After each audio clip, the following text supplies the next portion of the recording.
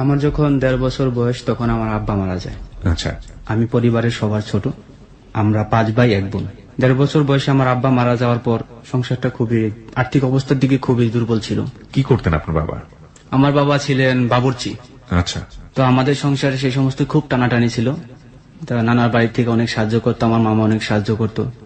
তো আমার স্কুল লাইফটা খুব কষ্টে জীবন যাপন করা হয়েছে।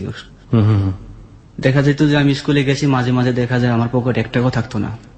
জি। আমাদের ওখানে আসতে নৌকার প্রয়োজন হয়, তো ওখান থেকে আসতে তো অনেক সমস্যা। তো নৌকার ভাড়া নেই, কিভাবে যাবো? বন্ধু বান্ধব আছে, তাছাড়া আমি স্কুলে যেতে হাই স্কুলে যখন পড়তাম তখন মেয়ে ফ্রেন্ড আছে কতগুলা, ওরা দেখা যায় একটা নিজের একটা প্রেস্টিজের ব্যাপার, তো ওদের সামনে যদি ভাড়া চায় নৌকালা, ভাড়া কিভাবে দেবো? ভাড়া না দিতে পারেন তাহলে একটা প্রেস্টিজে। কোন ক্লাসের কথা বলছেন এটা? যখন আমি ক্লাস 8, 9, 9, 10 পড়ি। 8, 9 পড়ছেন, ওকে। তখন আমি ওদের সামনে যেতাম না, ওরা জিজ্ঞেস করতো তুই যাবি না? আমি বলতাম যে না, একটু কাজ আছে বাজারে, তারপর স্কুলে যাবো। হ্যাঁ, তারপরে যাবো। আসার সময় তো আমার ভাই দেখা যায় নৌকা অনেক সময় পার করে দিত, আর যাওয়ার সময় তো আর ভাই তো এত দূর আসা সম্ভব না।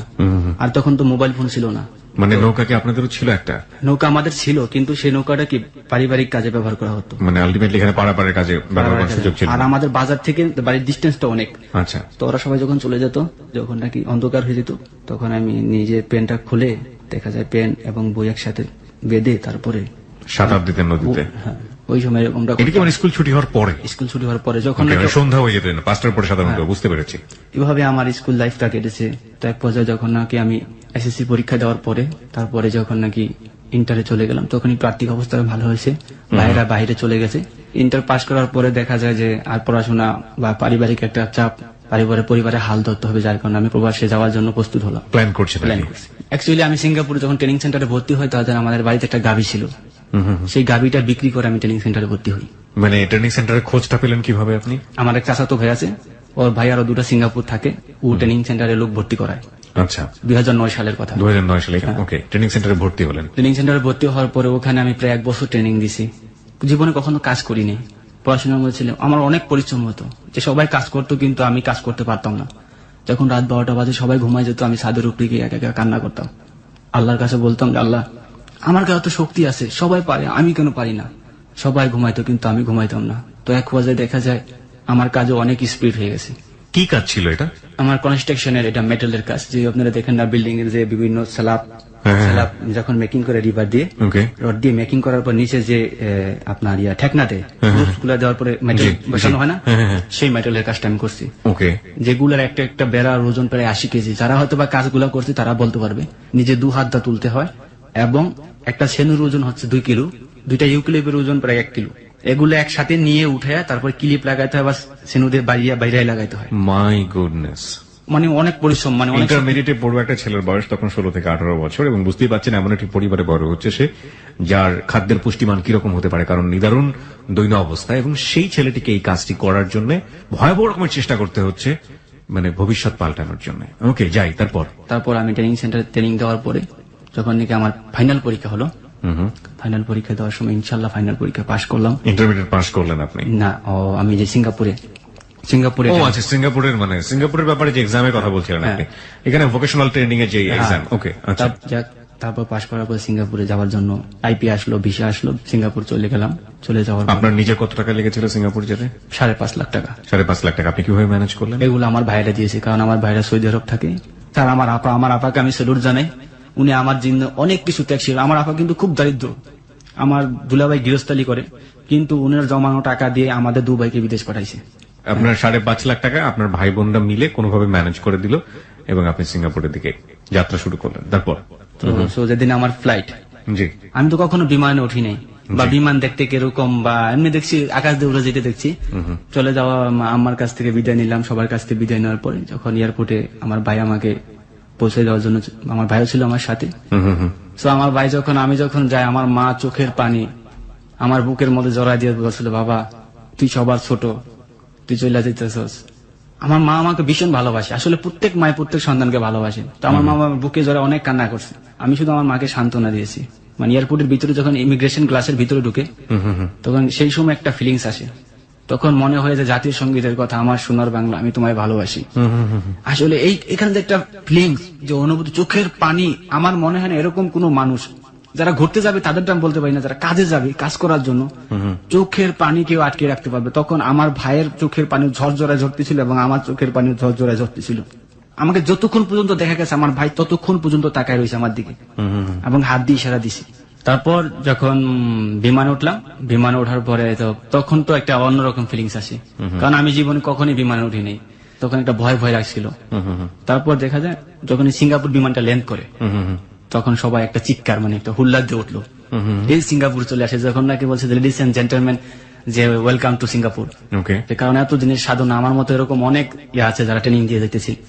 যখন সিঙ্গাপুর ইমিগ্রেশন পার হয়ে যখন আমি গেছি তখন আমার কাছে একটা স্বপ্নের জগতের মতো মনে হয়েছে, অন্যরকম একটা মানে নিজের চোখে না দেখলে বিশ্বাস করা যাবে না যে সিঙ্গাপুরটা আসলে কি এত সুন্দর, অত্যাধুনিক ব্যবস্থা। কল্পনা করতে পারিনি যে জীবনে এরকম জায়গার মধ্যে এসে পৌঁছাবো। তারপর যখন নাকি আমরা ইমিগ্রেশন পার হলাম তখন আমরা মানে আমাদের এজেন্টের জন্য অপেক্ষা করলাম। কিছুক্ষণ পরে এজেন্টের গাড়ি আসলো, গাড়িতে এসে তা নিয়ে যাচ্ছে, বাসায় নিয়ে গেল আর কি, নিয়ে যাবো। যখন নাকি আমরা গাড়িতে, তা আমরা 4 জন ছিলাম একসাথে, তো আমরা দেখলাম যখন হাইওয়ে রুট বা সিঙ্গাপুরের গাছ চারদিকে শুধু সারি সারি ফুল গাছ, মানে অন্যরকম একটা ফিলিংস। কোথায় আসলাম, মানে মনের মধ্যে হাজার দুঃখের মাঝে একটা সুখ মানে লুকিয়েছে, মানে হাসি হাসি লাগছে। তারপরে যখন আমাদের বাসায় দিয়ে আসলো, আমরা আসলে কি আমাদের কোনো বাসা ছিল না, আমরা যেখানে কাজ করতাম সেখানে আমাদের বাসা ছিল। সেটা ছিল কনস্ট্রাকশন সাইট, একটা ফ্যাক্টরি হইতেছিল, তখন এই ফ্যাক্টরির মধ্যে আমরা ছিলাম। রুমটা ছিল খুবই নোংরা, বাইরের পরিবেশটা এত সুন্দর কিন্তু ভিতরের পরিবেশটা যে এত নোংরা, সেখানে যা ভাষায় প্রকাশ করার মতো না। বৃষ্টি হইলে পানি জমা যেত, কিন্তু সিঙ্গাপুরে বাহিরে চাকচিক্য, কিন্তু ভিতরে যারা ওয়ার্কার, যারা কাজ করে দেশে, তারাই বলতে পারবে যে সিঙ্গাপুরে কতটা কষ্ট। এইখানে আমি ভোর 5টা বাজে উঠতাম, খাবার মেকিং টেকিং প্যাকিং করার পরে তারপরে লরির জন্য অপেক্ষা করতাম। লরি আসতো, লরি ওকে, কাজের সাইটে যেতাম 6:30 বাজে, সেফটি মিটিং এর পর 8টা বাজে কাজ স্টার্ট করতাম। 8টা বাজের মধ্যে এর মধ্যে ব্রেক হইতো শুধু 12টা বাজে, এর মধ্যে কফি টাইম কিছু টাইম দিত না। টানা 4 ঘন্টা কাজ, টানা 4 ঘন্টা কাজ। তাও কাজ করতাম আমি রিভারের রডের কাজ, ওখানে গিয়ে এই কাজ পাই না, রডের কাজ করছি। 32 মিলি রড আমার প্রতিদিন ক্যারি করতে হতো কাঁধে করে। 32 মিলি রড, আমরা দুজন, একজন এ মাথা একজন ও মাথা, এরকম করে আমার কাঁধে কহর পড়ে গেছিল, মানে রড টানতে টানতে শুধু চোখের পানি ফেলাইতে পারতাম, আর কোনো কিছু বলা নেই। কারণ 5 লক্ষ 5.5 লক্ষ টাকা ব্যয় করে আছে আমাদের মতো মধ্যবিত্ত ফ্যামিলির ছেলে বা গরিব। অ্যাকচুয়ালি ধরতে গেলে আমার ভাইদের টাকা, আমি ঋণ পরিশোধ না করে কি আমি দেশে চলে যেতে পারি নাকি? তো অনেক কষ্ট, অনেক ত্যাগ স্বীকার করো। 1 বছর ছিলাম ওই কোম্পানিতে, 1 বছর থাকো। তারপর মাঝে মাঝে দেখা যেত যে ফুল ম্যানেজার সাইন কাটতে কেটে দিত, 8 ঘন্টা 10 ঘন্টা করছি কাজ, 2 ঘন্টা মাইনাস করে দিত, কেটে দিত। ওখানে আপনাদের পেমেন্ট সিস্টেম কি ছিল? পেমেন্ট সিস্টেম আমার স্যালারি সিস্টেম ছিল। মান্থলি স্যালারি আর না, আমাদের বেসিক, মানে দৈনিক আপনি যা কাজ করবেন সেটার উপরে। কিভাবে পেমেন্টটা হতো শুনি একটু। কত টাকা পেতেন প্রতিদিন? প্রতিদিন 18 টাকা ছিল বেসিক, 8টা তো 5টা, এর মধ্যে 2 ঘন্টা যদি মাঝে মাঝে ওভার টাইম দিত তাহলে হতো 2 ঘন্টা ওভার টাইমে। একদিন কাজ করে বাংলাদেশি টাকায় কত টাকা রোজগার করতেন? 1800-1600 টাকা মতো হতো। 1800-1600 টাকার মতো হতো। তার মানে মাস শেষে আপনার কত টাকা রোজগার হতো? মাস শেষে দেখা যায় ওভার টাইম ভালো হলে কোনো মাসে 45-50 এরকম। 45-50 আপনার রোজগার হতো নাকি খেয়ে দিয়ে থাকতো? খেয়ে দিয়ে দেখা যায় 30-35 থাকতো। 30-35 থাকতো, এই 30-35 আপনি দেশে পাঠিয়ে দিতেন। দেশে পাঠাতাম। এইরকম ভোর 5টা থেকে শুরু করে রাত 8টা-10টা পর্যন্ত জব করে এই অবস্থা কন্টিনিউ, কোনোদিন অফ দেওয়া যাবে না। রবিবার পর্যন্ত ওখানে, রবিবার হলিডে, রবিবার পর্যন্ত অফ দেওয়া যাবে না। যদি কাজ না করো তাহলে 20 টাকা করে কেটে নিবে। যার জন্য আমরা বাধ্য হইতাম কাজ করার জন্য। তো পরবর্তীতে যখন অনেক কষ্ট করে 1 বছর কোম্পানিটা থাকার পরে অর্ধেক টাকা বাড়িতে দিচ্ছি, কারণ এত টাকা দেওয়া কিভাবে সম্ভব? 30,000 টাকা মানে 5.5 লাখ টাকা 1 বছর কত আসে? অর্ধেক টাকার মতো দেওয়ার পর আমি রিটার্ন ব্যাক করি, আবার বাড়িতে চলে আসি। পরবর্তীতে আবার যাওয়ার পরে যখন নাকি 1 বছর বয়স, সেই সময় হঠাৎ একদিন আমি 10টা ডিউটি করে আসছি। আসার পরে আমি প্রতিদিন বাড়িতে কথা বলি, আম্মার সাথে কথা বলি, আত্মীয় স্বজনদের সাথে কথা বলি। তো আমি রং নাম্বারে ভুলবশত কল ডায়াল করে ফেলছি। তো আমি বাংলাদেশে, হ্যাঁ বাংলাদেশে, আসসালামু আলাইকুম, আমি সালাম, ওয়ালাইকুম আসসালাম। আমি মজা করে কথা বলতেছি, আমার ফ্রেন্ডের সাথে কথা বলতেছি। আমার একটা মেয়ে ফ্রেন্ড ছিল, বান্ধবী, ওর সাথে, ওর বিয়ে হয়ে গেছে, ওর সাথে মাঝে মাঝে আমি মজা করে কথা বলতাম, কি অবস্থা এসব জিজ্ঞাসা। তার মধ্যে কি রে ভুলে গেছিস কিনা, আসে কি ভুলে গেছ, আমার কথা মনে নাই তোর? তখন উনি বলতেছে, আপনি কে, কোথায় ফোন করছেন? আমি কে, এটা ঢাকা না? না, এটা তো ঢাকা না, এটা কক্সবাজার। কক্সবাজার কোথায়? কক্সবাজার খাগড়াছড়ি। তো এই কথা বলার পরে বই পুস্তকে কক্সবাজারের নাম অনেক শুনছি, কিন্তু জীবনে তো যাই নাই কক্সবাজার। তা আমার মনে একটা আবেগ ছিল, কক্সবাজার তো খুব সুন্দর দেখতে, সমুদ্র সৈকত, তাই না? বলতেছে হ্যাঁ। তা আমার বলতেছে, আপনি কোথায় থেকে বলতেছেন? আমি বলছি, আমি সিঙ্গাপুর থেকে বলতেছি। তাহলে আপনি ওদের ভুল নাম্বার ডায়াল করছেন। আমি হ্যাঁ আপা সরি, আমার ভুল হয়ে গেছে, আমি ভুল নাম্বার হয়তো ডায়াল করছি। প্রিয় শ্রোতা, আমরা এই পর্যায়ে একটা বিরতি নিতে চাই। এই ভুল নাম্বারটা জীবনে কতটা সঠিক হয়ে এসছে কিংবা এই ভুল নাম্বারের আসলে কোনো ভূমিকা আছে কিনা সেটা আমরা মাত্র 3 মিনিট বিজ্ঞাপন বিরতির পরেই আমরা জানতে পারবো। আজকে আমরা স্পেশালি আপনাদেরকে বলছি, এই প্রথম হ্যালো 8920-তে আমরা একজন প্রবাসী বাঙালিকে নিয়ে এসেছি, যিনি সিঙ্গাপুরে থাকেন মূলত। তার জীবনের যে গল্প সেটা এখানে উপস্থাপিত হচ্ছে। আপনারা সবাই শুনছেন ক্লোজ আপ প্রেজেন্স হ্যালো 8920। হ্যাঁ রুবেল, তারপর কি হলো? রং নাম্বারের কথা বলছিলেন। তারপর এক পর্যায়ে ওনার সাথে খুব একটা সম্পর্ক তৈরি হয়ে গেল যে উনি আমাকে ছোট ভাই ডাকলো আর আমি ওনাকে বড় আপু ডাকলাম। তো তারপর বড় আপু যখন ডাকছো তখন আমার বলতেছি, তাহলে তো তুমি আমার আজকে থেকে ভাই হয়ে গেলা, তা তুমি আমার ছোট ভাই, তো মাঝে মাঝে আমাকে ফোন করো, ঠিক আছে, আপুর খবর টবর নিও। তখন আমি বললাম যে ঠিক আছে, আমি যখন ফ্রি হবো আপনাকে তো ফোন দেবো, আর আপনি যদি আমার কথা মনে পড়ে তাহলে আমাকে মিস কল দিবেন। তারপরে এক পর্যন্ত উনি আমার ফ্যামিলি সম্পর্কে জানতে চাইলেন। নামটা কি জানতে পারলেন মেয়েটার? না না, তখন আপনি নামটা জানতে পারেননি, শুধু নাম্বারটা সেভ করে রাখলেন। হ্যাঁ। এবং আপনি তাকে কি বলতেন? বড় আপু করে কথা বলতেন। বড় আপু বলে। Okay fine. তারপর দুদিন যাওয়ার পর আরেকদিন মিস কল দিছে। তার একদিন এরকম রাত্রবেলা ঠিক ওই সময় মিস কল দিছে। ওকে, তবে আমি সাথে সাথে ব্যাক করছি, সালাম দিছে, আসসালামু আলাইকুম। ওয়ালাইকুম আসসালাম। কয় ভাইয়া ভালো আছো? আমি হ্যাঁ ভালো আছি। কথা বলতে বলতে সে আমাকে জিজ্ঞেস করলো ফ্যামিলি হিস্টোরি সম্পর্কে, তোমার ভাই বোন কেজন কি আসবে বিষয়। তখন আমি বললাম যে আমরা 5 ভাই 1 বোন, আমি সবার ছোট, আমি সিঙ্গাপুর প্রবাসী, আমার আর সব ভাইয়েরা সৌদি আরব থাকে ওনারা, আমি সিঙ্গাপুরে আছি। তারপর ওনার ফ্যামিলি সম্পর্কে জিজ্ঞেস করলাম, তো উনি আমাকে বললো যে আমার 2 মেয়ে 2 ছেলে। ওকে, বড় মেয়ে কক্সবাজার মহিলা কলেজ বিএসএস পড়তেছে, ইন্টার কমপ্লিট করছে। জি। আর ছোট মেয়েটা ক্লাস 10-এ পড়ে, এবং ওই ছেলেটাও, আরেকটা ছেলে ক্লাস 10-এ, আরেকটা ছেলে আছে জি, ক্লাস 6-এ পড়ে। আমি বলছি যে আপু আপনার মেয়েদের নাম কি? হাসতে হাসতে জিজ্ঞেস করছে। তখন বলছে যে এক মেয়ের নাম সেলিনা রহমান সুইটি, ওকে সুইটি নামে ডাকে, আরেকজনের নাম বিউটি, আর একটা ছেলের নাম রানা, বড় ছেলেটার নাম রানা, যেটা আমার ক্লাস 10-এ পড়ে। তো পরবর্তীতে আমাকে আরো জিজ্ঞেস করলো যে পার্সোনাল ডিটেইল গুলো, সিঙ্গাপুরে কি করো, কি জব করো। তখন আমি বললাম যে আমি সিঙ্গাপুরে একটা কনস্ট্রাকশন সিভিল ইঞ্জিনিয়ারিং কোম্পানিতে আমি জব করি এখানে। তো মানে যা করতেন সেটাই বলেছেন, কোনো মিথ্যা বলেন না। ওকে, তখন উনি আমাকে বললো যে অত তো ভালোই। তো আমার বিভিন্ন কথা জিজ্ঞেস করছে, স্যালারি সম্বন্ধে জিজ্ঞেস করছে। তো আমি বলছি যে এরকম আমার 50,000 টাকা স্যালারি, 60,000 টাকা স্যালারি হয়। বলছে যে আচ্ছা আপু আমি কি আপনার মেয়ের সাথে কথা বলতে পারি? এক পর্যায়ে আমি হঠাৎ করে মেয়েটার বয়স কত জন ছিল? 21। তারপর বলতেছে যে সমস্যা নেই, কথা বলবার সমস্যা নেই, না এখনই কথা বলো। তো উনি হাসতে হাসতে তখন তারপরে দিছে ওই যে সুইটির কাছে দিছে। আচ্ছা, সুইটি, মেয়েটার নাম ছিল ছোটি, সুইটি, সুইটি, সুইটি, সুইটি তুমি আর কেঁদো না। ওকে, হাসানের একটা গান আছে, অনেক চমৎকার একটা গান। হ্যাঁ বলুন। যে আমার বলতেছে আসসালামু আলাইকুম আঙ্কেল, আমাকে বলেছে। আমি বলতেছি ওয়ালাইকুম সালাম আন্টি। তখন আমার বলে আপনি আমাকে আন্টি বললেন কেন? আমি কি এইমাত্র যে আপনি আমাকে আঙ্কেল বললেন সেটা কি ভুলে গেছেন? তো আপনি আমাকে আঙ্কেল বলছেন, আমি আপনাকে কি বলতে পারি বলেন? সেই ক্ষেত্রে কি আপনাকে আপু বললে কি মানায়? অবশ্যই আন্টি বলতে। তাছাড়া ওর মাকে তো আপনি বড় আপু বলে ডাকেন। তখন বলছে যে সে আমায় বলতেছে যে না, আপনাকে আমি আঙ্কেল ডাকছি যেহেতু আপনি আমার মাকে আপু ডাকছেন, রাইট, হ্যাঁ সেই হিসাবে আমি আপনাকে আঙ্কেল ডাকছি, তো আমিও আপনাকে সেই হিসাবে আন্টি ডাকছি। তখন এক পর্যায়ে হেসে দিছে, হেসে দিয়ে বলছে যে আসলে আঙ্কেল আপনি খুব চালাক। আমি বলতেছি যেটা চালাক না, স্বাভাবিক মানুষ, এটা জেনারেলি যে কোনো লোকে বলবে। জি। ও আমাকে নাম করলো যে আমার নাম সেলিনা রহমান সুইটি, কোন কলেজে কি পড়াশোনা কত দূর, বললো যে ইন্টার কমপ্লিট করছি, বিএসএস পড়তেছি কক্সবাজার মহিলা কলেজ। তখন আমাকে জিজ্ঞেস করলো যে আপনি কি? আমি বললাম যে আমি ইন্টার কমপ্লিট করে সিঙ্গাপুরে চলে আসছি। কত সালে ইন্টার কমপ্লিট করছেন? আমি বললাম 2009। ও বোধহয় ইন্টার কমপ্লিট করছে 8-এ। জি। কথাবার্তা বলতে বলতে এক পর্যায়ে দুজনের সাথে মানে খুব অন্যরকম, ও আমাকে জিজ্ঞেস করলো যে আপনার ফ্যামিলি মেম্বার কে কে আছে। আমি ওকে জিজ্ঞেস করলাম যে তোমার ফ্যামিলি মেম্বার আসবে বিশেষ, দেখলাম যে ওর মার সাথে A to Z সবকিছু মিল আছে। ওর প্রথম যখন আমাকে কথা বলছে সেই সময় থেকে আমার কণ্ঠটা ভালো লেগে গেছিল। মানে আপনার কণ্ঠ ভালো লেগেছে তার? আমার কণ্ঠটা ভালো লেগেছে এবং ওর কণ্ঠটা আমার খুব ভালো লাগছিল। ওরও কণ্ঠ আপনার ভালো লেগেছে? খুব মিষ্টি কণ্ঠ, মোবাইলে মানে খুব সুইট করে কথা বলতো। যখন আমি সকালবেলা ডিউটিতে যাব, ওঠার পরে সারা দিন কাজের সাইটে শুধু এই কথাগুলো আমি যাপনা করছি। মেয়েটার কণ্ঠটা আমার মনে হচ্ছে যে ওর কণ্ঠটা বারবার আমার কানে এসে বাজতেছে। আমার বন্ধুরা জিজ্ঞেস করতেছে যে কিরে তোর আজকে মন মানসিকতা অন্যরকম লাগতেছে, তোর আজকে খুশি খুশি লাগতেছে। তখন আমি বলতাম যে না আজকে খুশি খুশি লাগতেছে না, কিন্তু একটা বিষয় আছে। একটা মেয়ের সাথে গত রাতে কথা বলছি। তাই নাকি? প্রেম করবি নাকি? ওরা বলতেছে না। আমি না বেটা এমনিতেই মেয়ের মাকে ডাকছি আপা, আর মেয়ের কি মেয়ের সাথে কি প্রেম করা যাবে? তো মেয়ে তো আমার সেই হিসাবে ভাগ্নি হয়ে যায়, Right. কিভাবে প্রেম করি। তখন বলে এই কি রং নাম্বার, আমার বন্ধুরা বলছে রং নাম্বার, আমি হ্যাঁ রং নাম্বার, কারে বেটা এইভাবেই তো প্রেম শুরু হয়। তখন আমি বলেছি না, এই মেয়েটার সাথে প্রেম করা যাবে নাকি, মেয়েটার কণ্ঠটা খুব সুইট, ওদের বললাম ও এর জন্য তুই কাজে অন্য মনুষ্যতা করতেছ, মেয়েটার ভাবতেছস, আচ্ছা আজকে রাত্রে গিয়ে বাসায় গিয়ে আমাদের সামনে ফোন দিবি।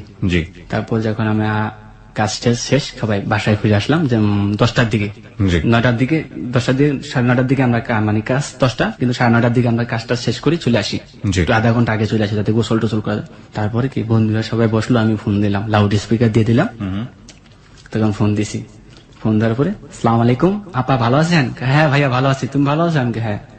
তারপর বললাম যে আপা আজকে তো আপনার সাথে ডাইরেক্ট বলতেছি, আপনার সাথে কথা বলার জন্য ফোন দিই নাই, আজকে সুইটি আন্টির সাথে কথা বলবো, কারণ আমার বন্ধুরা তার সাথে কথা বলতেছে। তো আসলে ওর মা আম্মু আমাকে এমনি খুব ভালো জানতো, বা ওর কাছেও আমার অনেক প্রশংসা করছে। ওকে তো পরবর্তী সমস্যা নাই, নাও কথা বলো। তারপর ওর কাছে দিছে, সালাম দিছে, বললাম ওয়ালাইকুম আসসালাম। ওই আগের মতো ওই আঙ্কেল বলে সালাম দিছে। তখন আমি বলছি আচ্ছা তুমি আমাকে আঙ্কেল বলো, আমাকে কি আঙ্কেলের মতো মনে হয় তোমার বয়স শুনে? আমার বয়স মাত্র 24 বছর, তুমি আমাকে আঙ্কেল বলে ডাকো, এটা কি করে সম্ভব হয়?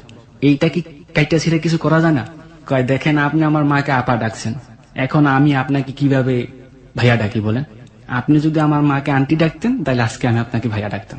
আমি কই দেখো আমারও আঙ্কেলের বয়স না, আর তোমারও আন্টি শোনার বয়স না, সুতরাং আমাদের মাঝে এখানে একটা ডিস্টেন্স তৈরি হয়ে যেতেছে, আমি চাই না এই ডিস্টেন্সটা থাক। তো ও বলতেছে তো আপনি কি বলতে চান? আমি বলতে চাই যে আমরা দুজনে ফ্রেন্ড হতেছি। আমার বন্ধুরা শুনতেছে, আমার বন্ধুরা ওরা আমার বলে দিতেছে কিভাবে কথা গুছায় বলতে হবে। ওকে তো এক পরিবর্তিতে আমার বন্ধুরা বলতেছি, ওদের কথাগুলো রিপিট করে বলতেছি। তখন আমি তো কখনো প্রেম বা করিনি, যার কারণে ওরা বলতো সেগুলো আমি রিপিট করে বলতাম। ওকে তো পরবর্তীতে ও আমাকে বলতেছে তাহলে কি করবেন? আমি কই, আমরা দুজন কি বন্ধু হতে পারি না? কই বন্ধু হওয়াটা কি এতই সহজ? আমি কই বন্ধু হওয়াটা সহজ না, আবার অনেক সময় কঠিন, আবার অনেক সময় সহজ হয়ে যায়। কই কিরকম? আমি কই দেখেন এই যে আপনার সাথে দুদিনের সম্পর্কে আজকে আপনি আমার সাথে কথা বলতেছেন, কালকে আপনার সাথে কথা বলছি, আজকে তো আপনি আমার সাথে কথা নাও বলতে চাইতে পারতেন, ওকে আজকে কেন আমার সাথে কথা বলতে? আপনার আম্মু এক ডাকা মাত্র দেই আপনি চলে আসলেন তাড়াতাড়ি, এবং সেলফোনটা ধরেই হ্যালো বলে হাসি দিয়ে একটা সালাম দিলেন। অবশ্যই কালকে আমার ভয়েসটা আপনার ভালো লাগছিল, আমার কথাগুলো ভালো লাগছিল, যার কারণে আজকে আপনি আমার সাথে কথা বলতে এসেছেন। আপনি কিভাবে জানলেন? আমি বলতেছি মাঝে মাঝে এরকমটা হয়, যেরকম আজকে আমার আপনার সাথে কথা বলার জন্য দিনের বেলা আমি শুধু আপনার কথাই ভাবছি, আপনার ভয়েসটা শোনার পর থেকে। সো ঠিক তেমনিতে আপনি বোধহয় আমাকে ভাবছেন, ঠিক কিনা বলেন, সত্যি করে বলবেন। তখন ও বলতেছে হ্যাঁ আমিও ভাবছি। ওকে সো আমরা কি করতে পারি এখন? আমি ওকে বলতেছি, তখন ও হাসতে হাসতে বলতেছে যে কি করা যায় বলেন? আমি কই আজকের পর থেকে আর আঙ্কেল ডাকবেন না।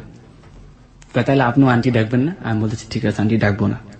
তো আমাকে বলতে এগুলো কি ওর মার পাশেই বসে থেকে হচ্ছে নাকি মা জানতো না এই ব্যাপারগুলো? আমার মার পাশে বসেই মার পাশে বসি। তো মা বুঝতে পারছে না যে মেয়ে আন্টি অ্যাকচুয়ালি ওর মা পাশে ছিল কিনা এটা আমি কনফার্ম না, মানে আপনি এটা কনফার্ম না? আসলে ওর মার সামনে ছিল না, ফাঁকে গিয়ে কথা বলছে। ওর মা রান্না নিয়ে ব্যস্ত থাকতো বা অনেক সময় অনেক কাজে ব্যস্ত থাকতো। বুঝতে পেরেছি। তারপর তো পরবর্তীতে যখন নাকি এই কথা বলবো তাহলে কি করা যায়? আমি বলতেছি তাহলে আজকে থেকে আপনি আমার বন্ধু, বেস্ট ফ্রেন্ড বললাম না, শুধু বন্ধু। যদি কখনো বেস্ট ফ্রেন্ড হয় তখন বেস্ট ফ্রেন্ড বলবেন। ওকে আজকে থেকে তাহলে আমরা দুজনে বন্ধুত্ব হলাম, পাক্কা? বলেছে হ্যাঁ পাক্কা। আচ্ছা ঠিক আছে, তাহলে আজকের মতো তাহলে রাখি, অন্য একদিন কথা হবে। আচ্ছা আরেকটা কথা ভুলে গেলাম, তো তোমার সেলফোন নাম্বারটা কি আমার দেওয়া উচিত না? এখন তো তুমি আমার বন্ধু হয়ে গেলা, আমি তুই আপনার থেকে তুমি বলে ফেলেছি। ওকে তখন আমি বললাম সো সরি, আমি আপনার থেকে তুমি বলে ফেলাইলাম। কই সমস্যা নাই, বন্ধুত্ব তুমিই হয়, তুমি তুই যে কোনো ভাবে রাখতে পারেন, এটাই তো বন্ধুত্বর নিয়ম। তার পরবর্তীতে ও আমাকে সেলফোন নাম্বারটা দিল। তারপর নাম্বারটা দেওয়ার পরে তখন আমি নাম্বারটা সেলফোনে সেভ করে রাখলাম, আচ্ছা ওর নাম দিয়ে সেভ করে রাখলাম। তখন আমার একটা প্ল্যান ছিল, আমি আবার সিসিমপুর দেখতাম অনুষ্ঠান, সিসিমপুর অনুষ্ঠান দেখতাম, টুকটুকি আর হালুম, তারপর ইকরি আমার খুব ফেভারিট। আচ্ছা তারপর টম এন্ড জেরি, এই সমস্ত আমি কিছু দেখতাম। তো আমি প্রথমে ওর কণ্ঠটা শুনে আমি বলছি যে ওর নামটা দিব টুকটুকি। আচ্ছা তো আমি ওর নামটা টুকটুকি দিয়ে সেভ করলাম, এই থেকে শুরু হলো ওকে ডাকা টুকটুকি। আচ্ছা ওকে তো তারপর আজকে আমি বললাম যে আজকের মতো এখানে রাখি, আল্লাহ হাফেজ। তো বললো আল্লাহ হাফেজ, ভালো থাকবেন। আমি বললাম যে ভালো থাকবেন, সুস্থ থাকবেন, সুন্দর থাকবেন, আমার কথা মাথায় রাখবেন। বুঝতে পেরেছি। ওকে তারপর পরবর্তীতে আমি রেখে দিলাম। রেখে যাওয়ার পরে আমার বন্ধুরা বললো দোস্ত প্রেম তো হয়ে গেছে। আমি কি করছে এই কথা কি প্রেম হয়ে থাকে? কয় না, মেয়ে তোর জন্য পাগল, দেখোস না মেয়ের কথাবার্তার স্টাইল কি, তুই বন্ধু অফার করলি সাথে সাথে রাজি হয়ে গেল। আমি বলি না রে, এমনি তো হয়তো বা হয়েছে। কয় না, মেয়ে তোর সাথে প্রেম করবো দোস্ত, মেয়েটা বোধহয় ভালোই, কণ্ঠ শুনে বনলে ভালো, তো মেয়েটা রাজি হয়ে যায়। কয় দেখ, জীবনে তো কারোর সাথে প্রেম করস নেই, একটা প্রেম কর, প্রেম করে বিয়ে করে ফেলাবি, বিয়ের সাথে করতেই হবে। এসব ব্যাপারে সবসময় বন্ধুরা উৎসাহই দিয়ে থাকে ইনফ্যাক্ট। হ্যাঁ, সেই সময় পরবর্তী রেখে দিলাম, তবে আমরা চলে আসলাম রুমে। তো সারা রাত্র আমার ঘুম আসতেছে না, আমি এপিট ওপিট করতেছি, আসলে কি মেয়েটা আমার সাথে প্রেম করবে, ওকে কি আমি সত্যি ভালোবাসি, বা ওর এই কণ্ঠ শুনে আমার এরকম লাগতেছে কেন, বা আমি আজকে ঘুমাইতে পারতেছি না কেন। তখন আমি মনে মনে বলতেছি, আল্লাহ যদি সত্যি সত্যি মেয়েটা ভালো হয়, তবে ওর সাথে আমার তুমি সম্পর্ক করে দেবে, এবং কি শুধু সম্পর্ক না, ওর সাথে তো আমার বিয়ে হয়। মানে এই পরিমাণ চিন্তা করে ফেলেছেন আপনি? যখন আমি ফজরে, মেয়েটাকে আপনি দেখেননি, জানেন না, শোনেন না, এরকম একটা চিন্তা। হ্যাঁ, খুবই স্বাভাবিক। ওকে, তারপর? আমি ফজরের নামাজ পড়তাম, ফজরের নামাজ পড়ে আল্লাহর কাছে মনে বললাম, আল্লাহ অপরিচিত একটা মানুষের সাথে পরিচয় হয়েছে, যদি সত্যি সত্যি মেয়েটা ভালো হয়, তবে ওর সাথে আমার যাতে বিয়ে হয়, ওর সাথে যাতে আমার মিল হয়, একবারের জন্য হলো যাতে আমার সাথে ওর সাথে মিল হয়। আচ্ছা, তারপরের দিনকার ডিউটিতে চলে গেলাম, সারাদিন কাজের সাথে এনে হাসাহাসি, সুপারভাইজার আসলে সুপারভাইজার কাছে বলে, ভাই জানে তো সবাই একটু টিটকারি করছে, টিটকারি করতেছে। হ্যাঁ, মস্করা করছে, বুঝতে পেরেছি। যে সাইট ম্যানেজার আসলে বলে ইংলিশে, ও সাইট ম্যানেজার কাছে বলতেছে, না ও রুবেল ইস লাভার বয়। জি। সুপারভাইজার বলে, কি ভাইয়া তা নতুন প্রেম শুরু হয়েছে, তা আমাদের মিষ্টি খাওয়াও। আমি বলি, কি বলেন ভাইয়া, একটা মেয়ের সাথে কথা বললে কি প্রেম হয়ে যায়? কয় না, সবাই তো বলতেছে প্রেম করতেছে, তাহলে চালায় যাও, দেখা যাক কত দূর হয়। দেখা যায় কাজের দিকে আমার মন মানসিকতা মানে বলতে গেলে নাই। একটা কাজ করতে বললে মানে কিরকম যেন আমার লাগতো, অন্য মন মানসিকতা, আগে এরকমটা কখনই হয় না। ওকে, তো ওদিন কাজ শেষ করে যাক তাড়াতাড়ি বাসায় চলে আসলাম, বন্ধুরা আগেই মানে পাকশাক করে আগে রেডি হয়ে গেছে। কই ফোন দিতে হবো না ওই সময়? কই মেয়ের নাম্বারে ফোন দে, মেয়ের নাম্বার তো দিছে। আমি কই দাঁড়া, মেয়েটা ব্যস্ত থাকতে পারে, পড়াশোনা করতে পারে। রাইট। কয় না, দূর বেটা, প্রেমের ক্ষেত্রে পড়াশোনার কোনো ব্যাপার হলো নাকি, প্রেমের জন্য কত কিছু করে। আমার এক বন্ধু বলতেছে যে আমার বউ প্রেমের জন্য জানিস সারা রাত তো জায়গা থাকতো আমার জন্য, আমার মোবাইল কলের জন্য। আচ্ছা, দেখ তুই কল দিতেছিস, মেয়ে তোর জন্য অপেক্ষা করতেছে। আমি কই সত্যি? তুই দেখ না, এক রিং এ কল ধরবে। সত্যি সত্যি যখন রিং দিছি, রিং দেওয়া মাত্র দেই, হ্যালো আসসালামু আলাইকুম, ভালো আছেন? ওয়ালাইকুম আসসালাম, হ্যাঁ ভালো আছি, আপনি ভালো আছেন? হ্যাঁ। আজকে যে আপনি বললেন, ফার্স্টে বলে ফেলেন আজকে যে আপনি বললেন। আমি কই আচ্ছা, আস্তে আস্তে ঠিক হয়ে যাবে, একবারে তো আর সবকিছু হয় না। তো পরবর্তীতে ও আমাকে বললো যে কি দিয়ে খাওয়া দাওয়া করছেন। আমি বললাম যে আজকে গরুর মাংস পাকাইছি। আপনি কি নিজে পাক করেন? আমি হ্যাঁ আমি নিজে পাক করি, আমি খুব ভালো পাক করতে পারি। যাক, আপনার সাথে যার বিয়ে হবে সে তো তাহলে খুব সুখী, কারণ তার পাক করতে হবে না। আর মহিলারা তো পাক জিনিসটার খুব ভয় মনে করে। তা আপনি রান্না বান্না করতে পারেন? আমি বলতেছি না, আমি শুধু রান্না বান্না না, কাপড় চোপড় ধোয়া ইত্যাদি, আয়রন করা, আমি সবকিছু পারি। কারণ আমি ছোটবেলা থেকে নিজের কাপড় চোপড় নিজে ধুই, স্কুলের ড্রেস সহকারে। আমার আম্মাকে কখনো বলতাম না, আমার আম্মা খুব বয়স্ক মানুষ, আর আমার জামা কাপড় আমি নিজে আয়রন করতাম। নিজের জামা কাপড়টা নিজে ধুলে পরিষ্কার হয় বেশি, কারণ কলারের কোন ভিতরে দাগটা ভরছে আপনি বলতে পারেন যে আপনার দাগটা কোথায়। তাই কথা বলার পরে হ্যাঁ এটা কথাটা ঠিক বলছেন, অন্যের উপর ডিপেন্ড করা ঠিক না যে কোনো বিষয়। তখন ও আমায় বললো যে তাহলে কি খাওয়া দাওয়া হয়েছে? আমি হ্যাঁ ইনশাল্লাহ খাওয়া দাওয়া হয়েছে, আপনি খাওয়া দাওয়া করছেন? কয় না আমি খাওয়া দাওয়া করিনি, করবো। পর্যায়ে কথা বলতে বলতে তখন নাকি ওকে আরো আমি বলতেছি যে তো ইন্টার কমপ্লিট করছেন, হাই স্কুল জীবন গেছে, এখন কলেজ জীবন শেষ হয়েছে, এখন প্লাস ভার্সিটিতে পড়তেছেন, সো কারোর সাথে প্রেম টেম করছেন কিনা, মানে এরকম জিজ্ঞেস করতেছি। আমার বন্ধুরা আসলে উৎসাহ দিয়ে বলতে শিখাই দিতে, এগুলো জিজ্ঞেস কর। ওকে, তখন ও বলতেছে যে না এরকম কাউকে পাইনি, বা আমিও বেশি একটা না, ফ্যামিলির প্রেসারে থাকি সব সময়, বাইরে সচরাচর বাইরে হতে পারি না, মহিলা কলেজে পড়ি, ছেলেদের সাথে তো মেশার কোনো কথাই না, আর আমার ওরকম পছন্দের কোনো ছেলেও নাই। আচ্ছা, তো পরবর্তী তুই আমার জিজ্ঞেস করতেছে আপনি কোনো মেয়েকে পছন্দ করেন কিনা? ওকে, না আমারও এরকম হয়ে ওঠে নাই, আমিও এরকম ফ্যামিলির প্রেসারে ছিলাম এক পর্যায়ে, আর আমিও ওই সময় প্রেম কারোর সাথে করিনি, কারণ প্রেম করার সময়টাই ছিল না। তা আমার আসলে কোনো মেয়েকে পছন্দ তো দূরের কথা, আজ পর্যন্ত কোনো মেয়েকে বলি নাই যে তুমি খুব সুন্দর বা আপনি দেখতে খুব সুন্দর, এই কথাটা পর্যন্ত কোনো মেয়েকে বলি নাই। তখন ওই শুনে হাইসা দিল, তো সত্যি বলতেছেন আমি কি আমার কথা শুনে কি মিথ্যা হইতে মনে হইতেছে? কয় না মিথ্যা বলবেন কিসের জন্য, অপরিচিত মানুষের সাথে কি কেউ মিথ্যা বলে নাকি? তখন ও বলতেছে, তখন আমি বললাম যে তাহলে তো বুঝতেই পারছেন অবশ্যই, হ্যাঁ বুঝতে পারছি, শুনে খুব ভালো লাগলো। আমি বলছি যে আপনার কথা শুনে আমার খুব ভালো লাগছে, কারণ আপনি আমার মতো ফ্যামিলি প্রেসারে ছিলেন। আমি মনে মনে এরকম কাউকে খুঁজতেছিলাম। তো এই কথা বলার পরে বলতেছে যে কি এরকম কাউকে খুঁজতেছিলেন মানে? আমি কই না, মানে এরকম বন্ধু খুঁজতেছিলাম, যে এরকম একটা ভালো বন্ধু পেলে হয়তো বন্ধুত্ব করবো, যাক আপনার সাথে মিলে গেল। ওকে, আমরা একটা ছোট্ট বিরতি নিতে চাই। আমরা জানি this is a very sweet moment, but sweet থেকে সাওয়ার হবে হয়তো এক সময়, এবং সাওয়ার থেকে সেটা কতটুকু আবার সুইটে ফিরে আসে সেটাই এখন প্রশ্নের বিষয়। যাই হোক, আমরা আসলে কোনো কিছু নেগেটিভ অ্যাজিউম করতে চাই না, লেট ইট বি কন্টিনিউড। কি হয় না হয় আমরা একটু বিরতির পরে ফিরে এসে জানি। আজকে যে ছেলেটির জীবনের গল্প আমরা এখানে উদ্ধার করছি, সে প্রবাসী বাঙালি, সিঙ্গাপুরে থাকে সে, এবং সে মূলত ছুটিতে বেড়াতে এসে আমাদের হ্যালো 8920 তার জীবনের গল্প বলতে এসছে। একটু শুনি, পুরোটুকুই আমরা শুনবো, তবে এই মুহূর্তে ছোট্ট একটা বিরতি। ফিরে আসবো ঠিক রাত 12:06। আপনারা সবাই শুনছেন close up presence hello 8920 ABC radio FM 89.2 এ। আমি আরজি কিবরিয়া আপনার সঙ্গে রয়েছি, এবং সঙ্গে রয়েছে আমার টিম মেম্বাররা আরজে শাকিল, খালিদ এবং লোবান। আর এই বন্ধুটিকে দেখার জন্য হোক, বা কোনো কমেন্টস করার জন্য হোক, বা ওর সঙ্গে যোগাযোগ করার জন্য হোক, আপনারা চলে আসতে পারেন আমাদের ফেসবুক পেজে, এবং একই সাথে এখানে জয়েন করে কমেন্টস করে আপনারা কিন্তু পুরস্কার জিতে নিতে পারেন, ক্লোজ আপের সৌজন্যে আকর্ষণীয় পুরস্কার। আমাদের ফেসবুকের ঠিকানা facebook.com/hello8920। আমি আবারও বলছি facebook.com/HELLO8920। ওখানে গিয়ে লাইক দেবার সঙ্গে সঙ্গে আপনি হ্যালো 8920 মেম্বার হয়ে যাবেন। ফিরে আসছি ঠিক রাত 12:06। FM 89.2। প্রিয় শ্রোতা, সময় এখন রাত 12:06। আপনারা সবাই শুনছেন close up presence hello 8920 ABC radio FM 89.2 এ। আমি আরজি কিবরিয়া আপনার সঙ্গে রয়েছি, এবং সঙ্গে রয়েছে আমার টিম মেম্বাররা আরজে শাকিল, খালিদ এবং লোবান। সঙ্গে রয়েছে আমাদের বন্ধু রুবেল, যে কিনা সিঙ্গাপুর থেকে বাংলাদেশে এসছে ছুটিতে বা কোনো কাজে, এবং সেই সময় তার জীবনের গল্প বলার জন্য এখানে এসছে। সে অর্থে আমরা বারবারই বলছি, রুবেল হচ্ছে একজন প্রবাসী বাঙালি। এই প্রথম কোন প্রবাসী বাঙালির জীবনের গল্প আজকে আমরা হ্যালো 8920 তে প্রচার করছি। সেই অর্থে আমরা বলতে পারি really nice, we feel proud for this story.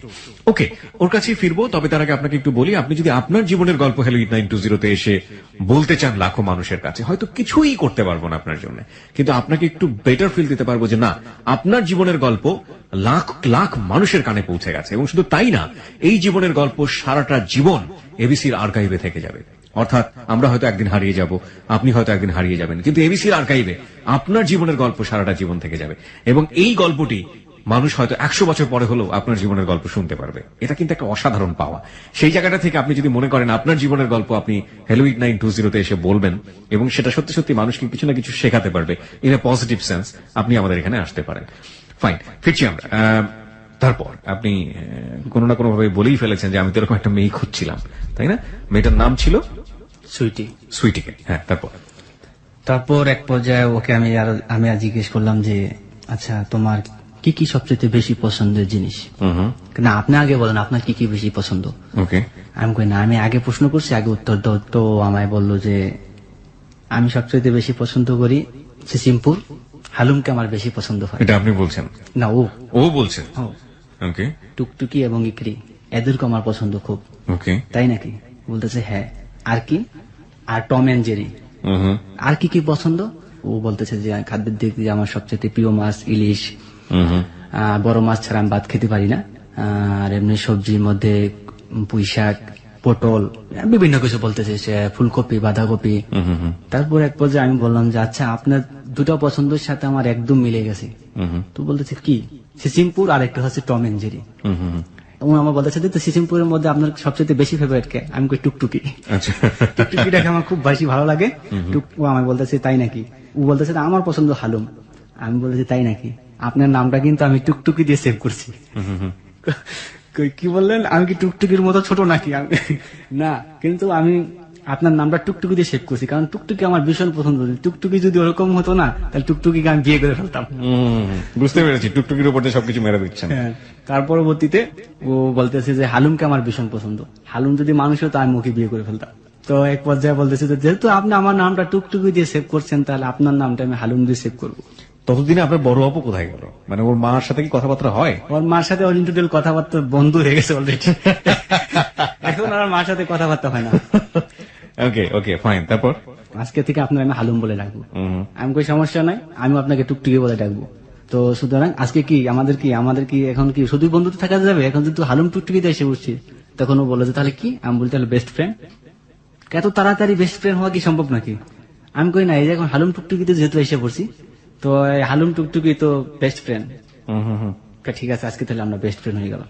ওই দিন এখানে রাখার পরে তো আমার বন্ধুরা সবাই হাসাহাসি করতেছে, দোস্ত দাইন তো মাইরা দিলি, প্রেম তো হয়ে গেল, আমাকে কি করবি, আমাকে কিছু খাওয়া আজকে। আমি কই কি, ফ্রেন্ড তো হইছে, কালকা প্রেমের অফার। যাই হোক, তো কালকে তোরা থাকবি না।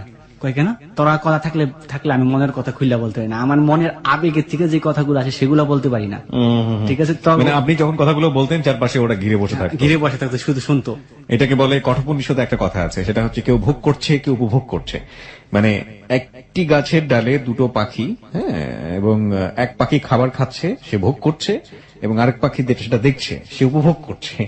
তো আমাদের এই প্রেমের গল্পর পরিস্থিতি হচ্ছে এখন এরকম যে একজন মানে হচ্ছে অ্যাক্টর, সে ভোগ করছে কোনো না কোনো ভাবে, আর বাকি সবাই চারপাশে ওটা নিয়ে মজা লুটছে, সে তারা উপভোগ করছে। যাই হোক আর কি, তারপর আমি ওদের জন্য ঠান্ডা কোল্ড ড্রিঙ্ক এইসব নিয়ে আসলাম।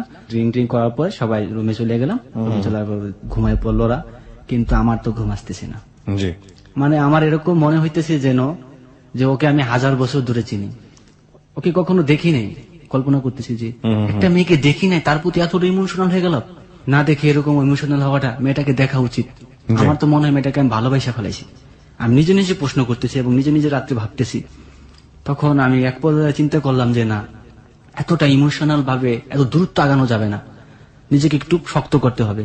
কারণ আগে মেয়ের মুভমেন্টটা জানতে হবে। যদি আমি ওকে অফার করি বা প্রপোজ করি বা অফার করা যদি নট অ্যাকসেপ্টেবল জানিয়ে দিল, শুধু বন্ধুত্বের মাঝে রাখলো, এতে আমি অপমানিত প্লাস আমার মন ভাঙ্গা হয়ে যাবে। সুতরাং এই জিনিসটা বলার আগে আমি ওকে আরো ট্রাই করতে চাই যে ও আসলে কি আমাকে অরিজিনালি মন থেকে ভালোবাসে কিনা। তো রাত্রে এগুলা ভাবার পরে এক পর্যায়ে ঘুমিয়ে পড়ছি। প্রত্যেক দিনের মতোই আমি ফজরের নামাজ পড়ি। আজকেও নামাজ পড়ে আল্লাহর কাছে যখন, আল্লাহ হয়তোবা তুমি আমার দোয়াটা কবুল করছো, মেয়েটা আমার প্রতি খুব হাসি সুলভ কথা বলে এবং ও হয়তোবা আমাকে মনে মনে লাইক করে বা আমাকে দেখে নেয়, আমি ওকে দেখি না। আল্লাহ যদি সত্যি ও ভালো মেয়ে থাকে এবং আমাকে ভালো মনে করে, তাহলে আমাদের দুজনের জুটি তুমি মিলাই দাও। এর মাঝখানে কি আপনি একবার জিজ্ঞেস করেছেন যে আপনি দেখতে কেমন? ওকে জিজ্ঞেস করেছে যে আপনি দেখতে কেমন? সেটা পরবর্তীতে জিজ্ঞেস করছি। মানে এই সময় পর্যন্ত জিজ্ঞেস করেন? এই সময় পর্যন্ত জিজ্ঞেস করেনি। আচ্ছা আচ্ছা। তো পরবর্তীতে এরকম ডিউটিতে যেতাম, তো দৈনিক এরকম সবাই আমার সাথে মানে যতদিন মানে ছিল আমাকে সবাই আমাকে সবাই বেশি ভালোবাসতো। বসও খুব লাইক করতো, আমার সবসময় বলতো যে ইয়াং ম্যান, খুব ভালোবাসতো বসে। বসে কইতো যে ঠিক আছে, সেফটি অনুসারে কাজ করবা তুমি সবসময়। আমি শুনতেছি নাকি তুমি বিয়ে করবে নাকি প্রেম টেম, সবাই কোম্পানির সবাই বলতেছে। আমি বলেছি বস না, এগুলো মিথ্যা কথা বলতেছে ওরা, আসলে স্যার আমার নামে বাড়িয়ে বলতেছে। কয় না সমস্যা নাই, ভালো প্রেম করা ভালো, কিন্তু প্রেমের মধ্যে বেড়া দিও, আবার প্রেমের মধ্যে কি বেড়া দিও না। আমি এটা না স্যার, আমি কি কখনো প্রেম করা কি আমাদের পক্ষে সম্ভব নাকি? তখন বলে না সমস্যা নাই, তারপর কাজ করে মনোযোগ দিয়ে। তো এক পর্যায়ে তারপরের দিন ওদের জন্য ফোন দিতেছি না, ওরা ঘুমাবে তারপরে ফোন দেবো। ওরা যখন ঘুমায় পড়ছে, আমি ছাদের উপরে গেছি। ছাদের উপরে গিয়ে দেখি আরেকজন ওর বউর সাথে গল্প করতেছি। তো আমি কি ওর কথা বলি, ওর বউর সাথে গল্প বলতেছি। অনেকক্ষণ দাঁড়া এলাম গেটের সামনে, কিছুতে গল্প ছাড়তেছে না। এরকম গল্প মানে পুরো হিস্টোরি মানে আমি শুনতেছি এখান থেকে। মানে বউর সাথে প্রেম করে বিয়ে করছে, তো মানে তুইতকারী। হ্যাঁ, এখন মানে পুরা ঝগড়া চলতেছে। তখন আমি এখানে বসে থাকলে ও তো ঘুমায় পারবো, তাহলে আমার কথার 12টা বেজে যাবো। সাথে সাথে নিচে আসলাম, পাশে একটা গার্ডেন ছিল, গার্ডেনের মধ্যে বসে ফোন দিলাম।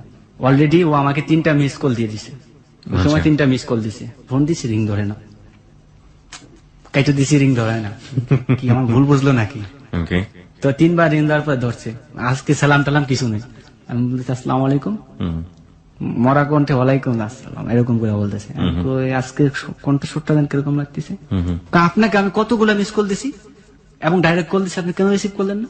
আমি কই দেখা, আমি কিভাবে রিসিভ করবো? আমার বন্ধুরা আমাকে বিরক্ত করতেছিল, ওরা ঘুমাইছে। আর ছাদের উপরে গেছি, দেখি ওখানে আমার এক বন্ধু আর বউর সাথে গল্প করতেছে। সেই কি যুদ্ধ, তুমুল যুদ্ধ। তারপর অনেক বুঝিয়ে টুজিয়ে কয় না, এরকম যেন আর কখনো না হয়। বেস্ট ফ্রেন্ডের ইয়ে তো বুঝেনি, প্রত্যেকদিন আমার সাথে কথা বলতে হবে, কোনো সমস্যা নেই। তখন আমায় বলতেছে যে আজকে কি দিয়ে খাওয়া দাওয়া করছেন। প্রত্যেকদিন আমার আসলে খাওয়া দাওয়ার কথা জিজ্ঞেস করতো, কি দিয়ে খাওয়া দাওয়া করছেন, কি আসলে বিষয় সবকিছু জিজ্ঞেস করতো। বাড়িতে ফোন করছেন কিনা, আম্মার সাথে কথা বলছেন কিনা, এগুলা সব পার্ট বাই পার্ট আমায় জিজ্ঞেস করতো। তখন আমাকে বলতেছি যে আজকে তো আমি কিছু কথা বলার জন্য আসছি, আজকে আমার বন্ধুরা নেই, আজকে তোমার সাথে কিছু ইম্পর্টেন্টলি ইমোশনাল যে বিষয়গুলো সেই বিষয়গুলো কথা বলবো। কয়, কি বিষয়? আমি কই, শোনো তারপর বলতেছি। আমাকে তোমার কেমন লাগে? কয়, আপনাকে তো দেখি নাই, কথা শুনে কেমন লাগে? কথা শুনে তো মনে হয় আপনি একটা ভালো ছেলে। যদি কথা শুনে আমাকে মনে হয় ভালো ছেলে, তো সেই দিক বিবেচনা করে এখন আমি যদি তোমাকে কোনো অফার করি কোনো বিষয়, তুমি কি অ্যাকসেপ্ট করবে? কয়, কিরকম বিষয়? যদি অ্যাকসেপ্ট করার মতো হয় তাহলে অ্যাকসেপ্ট করব। আমি কই, দেখো, ভালো লাগা ভালোবাসা এই দুইটা জিনিস ভিন্ন জিনিস। ওকে, আজকে কিন্তু কথাগুলো আমার ফ্রেন্ডরা বলতেছেন, আজকে আমার নিজের ভাষায় বলতেছি। জি। আজকে যা বলবো সম্পূর্ণ মনের কথা। কারণ গত 2টা রাত্র আমি তোমার জন্য ঘুমাতে পারিনি। ও বলতেছে আমিও ঘুমাতে পারিনি। আমি কই, কেন তুমি ঘুমাতে পারেনি? জানি। ও বলতেছে জানি না তো। আমার বলতেছে আপনি কেন ঘুমাতে পারেননি? আমি বলতেছি আমি কেন ঘুমাইতে পারিনি, আমি শুধু তোমার কথা ভাবছি। এবং কি কাজে গেল, কাজ আমার মন বসে না, তার জন্য আজকে তোমাকে সবকিছু বলে দেব। কারণ তোমার সাথে আমার অল্প কিছু দিনের পরিচয়ের মধ্যে এরকম হয়ে যাবে আমি ভাবতে পারিনি। জি। আর তোমার প্রথম যেদিন আমি বয়স শুনছি সেদিন থেকে আমার তোমার ভালো লেগে গেছে। মাইরি বলতেছি। তখন ও কিছুটা চুপ করে শুনতেছে। আমি বলতে শুনতেছি? হ্যাঁ, কথাগুলো শুনতেছি, বলো। ও আমার তখন তুমি করে বলে ফেলাইছে যে কথাগুলো শুনতেছি, বলো। তখন আমি হাসিয়া দিছি। আমার বলতেছে হাসলা কেন? আমি কই, মাত্র তুমি আমায় তুমি বলছো। ওকে, তখন বলছো ও সরি। আমি কই, সরি বলার কিছু নেই, এখন যে তুমি বলছো এই তুমি সারা জীবন থাকতে হবে। ঠিক আছে, আচ্ছা তুমি কি বলতে চাও বলো। তখন আমি ওকে বললাম যে দেখো, ভালোবাসি মুখে বললেই ভালোবাসা হয় না, আর এক এক মানুষের মন এক এক রকম। তুমি আমাকে কেমন মনের মাঝে কল্পনা করছো আমি জানি না, আর আমি তোমাকে মনের মাঝে কেমন কল্পনা করছি তুমি জানো না। আজকে আমরা দুজনে এই বিষয়ে কথা বলবো। যার যেরকম মন্তব্য সে সেরকম বলবে। যদি আমাদের সম্পর্কটা যদি তৈরি না হয়, কিন্তু আমাদের মাঝে বন্ধুত্বটা সারা জীবন থেকে যাবে, সারা জীবনের জন্য। ওকে, তখন ও আমায় বলল হ্যাঁ, বন্ধুত্ব অন্তত থাকবে। তখন ও আমায় জিজ্ঞেস করতেছে আপনি দেখতে কিরকম। আমি কই, আমি লম্বায় 5 ফুট 7 ইঞ্চি আছি, 7 ইঞ্চি একটু কম। তখন ও বললো যে স্বাস্থ্য কিরকম? আমি স্বাস্থ্য মিডিয়াম, বেশি স্বাস্থ্য না। তো আমাকে জিজ্ঞেস করলো যে আপনাদের গায়ের রং? আমি বললাম যে শ্যামবর্ণ, ফর্সাও না বেশি, কালো না বেশি, শ্যামবর্ণ। তো এই কথা বলার পর ওকে আমি জিজ্ঞেস করলাম তুমি দেখতে কিরকম? ও বললো যে আমার গায়ের রং শ্যামবর্ণ, 5 ফুট 4 ইঞ্চি। বুঝতে পেরেছি তার সম্পর্কে আপনারা। ও 5 ফুট 4 ইঞ্চি, যাই হোক 5 ফুট 4 মানে অনেক লম্বা। ঠিক আছে, মানে বুঝতে পারছি দুজন সম্পর্কে জানছিলেন ওই সময়টাতে, ইমোশনাল কথাবার্তা বলছিলেন। তারপর তখন আমি ওকে বললাম যে দেখেন, আমি দেখো তোমাকে তো আমি এক পর্যায়ে আমি তোমার ভালোবাসা ফেলাইছি। ওই রাতেই বলে দিলেন? ওই রাতেই বলে দিচ্ছেন আমি আচ্ছা। তোমাকে ভালোবাসা ফেলাইছি বোধ হয়। এটা কি বলতেছেন? দুদিনের কথা মানুষ মানুষকে ভালোবাসতে পারে নাকি? আমি জানি না, সারা রাত্র আমি ঘুমাতে পারি না তোমার জন্য, বিশ্বাস করো। তো ও বলতেছে না আপনি ভেবে চিন্তে বলেন। আমি কই না, আমি ভেবে চিন্তে বলছি, আমি তোমাকে ভালোবাসা ফেলেছি অলরেডি, আমি তোমাকে দেখতে চাই। ওকে, ও বলতেছে দেখতে চান? আমি বলছি যে দেখো, তুমি যদি ভয় পাও আগে আমার ছবিটা, তোমার একটা ইমেল নাম্বার দাও, আমার ছবিটা আগে তোমাকে পাঠাই, তারপরে তোমার ছবিটা পরবর্তীতে তোমার ছবিটা পাঠাইও। আমাকে দেখে যদি তোমার পছন্দ হয় তাহলে তোমার ছবিটা পাঠাইও। আচ্ছা, বলতেছে আমি একটু ভাইবা নেই। তো কিছুক্ষণ 1 মিনিট সময় নিল, 1 মিনিট সময় পর ঠিক আছে, ও বলতেছে ঠিক আছে, আমি তো আমার ইমেল নাম্বারটা দিতেছি তোমারে, তো তুমি তোমার ছবিটা পাঠাই দিও, তা পরবর্তীতে তোমার ছবি দেখা মাত্র আমার ছবি পাঠাই দেবো। আমি ইমেল নাম্বারটা রাখলাম, রাখার পরে পরবর্তী দিন রবিবার, তো ছুটির দিন, তা আমার ছবিটা আমি ওর কাছে পাঠাই দিই। আচ্ছা, পরবর্তীতে ও আমাকে বলছিল, প্রথমে বলছিল যে আমাকে যদি দুজন দেখে পছন্দ হয় তারপরে আমাদের প্রেম ভালোবাসাটা যাওয়া উচিত। ওকে, তো আমাকে দেখে সাথে সাথে ফোন দিছে যে আমার ছবিটা পাঠাইতেছি। আমাকে কি পছন্দ হয়েছে বলে না, হাসতেছে। আচ্ছা, আমি আমাকে পছন্দ হয় না, আমি তো দেখতে ভালো না, তুমি তো আমার পছন্দ করবা না আমি জানি, আমার ছবিটা পাঠাইতেছি, আগে আমার ছবিটা দেখো তারপর আমার ডিসিশন জানাইতেছি। তারপর ওর ছবি পাঠাইছে। তা আমার বন্ধুরা সেদিন ছিল আমার সাথে, ওর ছবি পাঠাইছে, ও দেখে আমার কিন্তু ওর ছবি পছন্দ অ্যাকচুয়ালি বেশিটা হয় না। ওকে, আপনার তেমন একটা পছন্দ হয়নি? যেরকম মনে কল্পনা করছি সেরকমটা না। ওর কি হয়েছে পছন্দ? ওর পছন্দ হয়েছে। আচ্ছা, আমার বন্ধুরা বললাম দোস্ত যেরকম কল্পনা করছি এরকম তো পাইলাম না, তো কথায় তো প্রেম করলাম।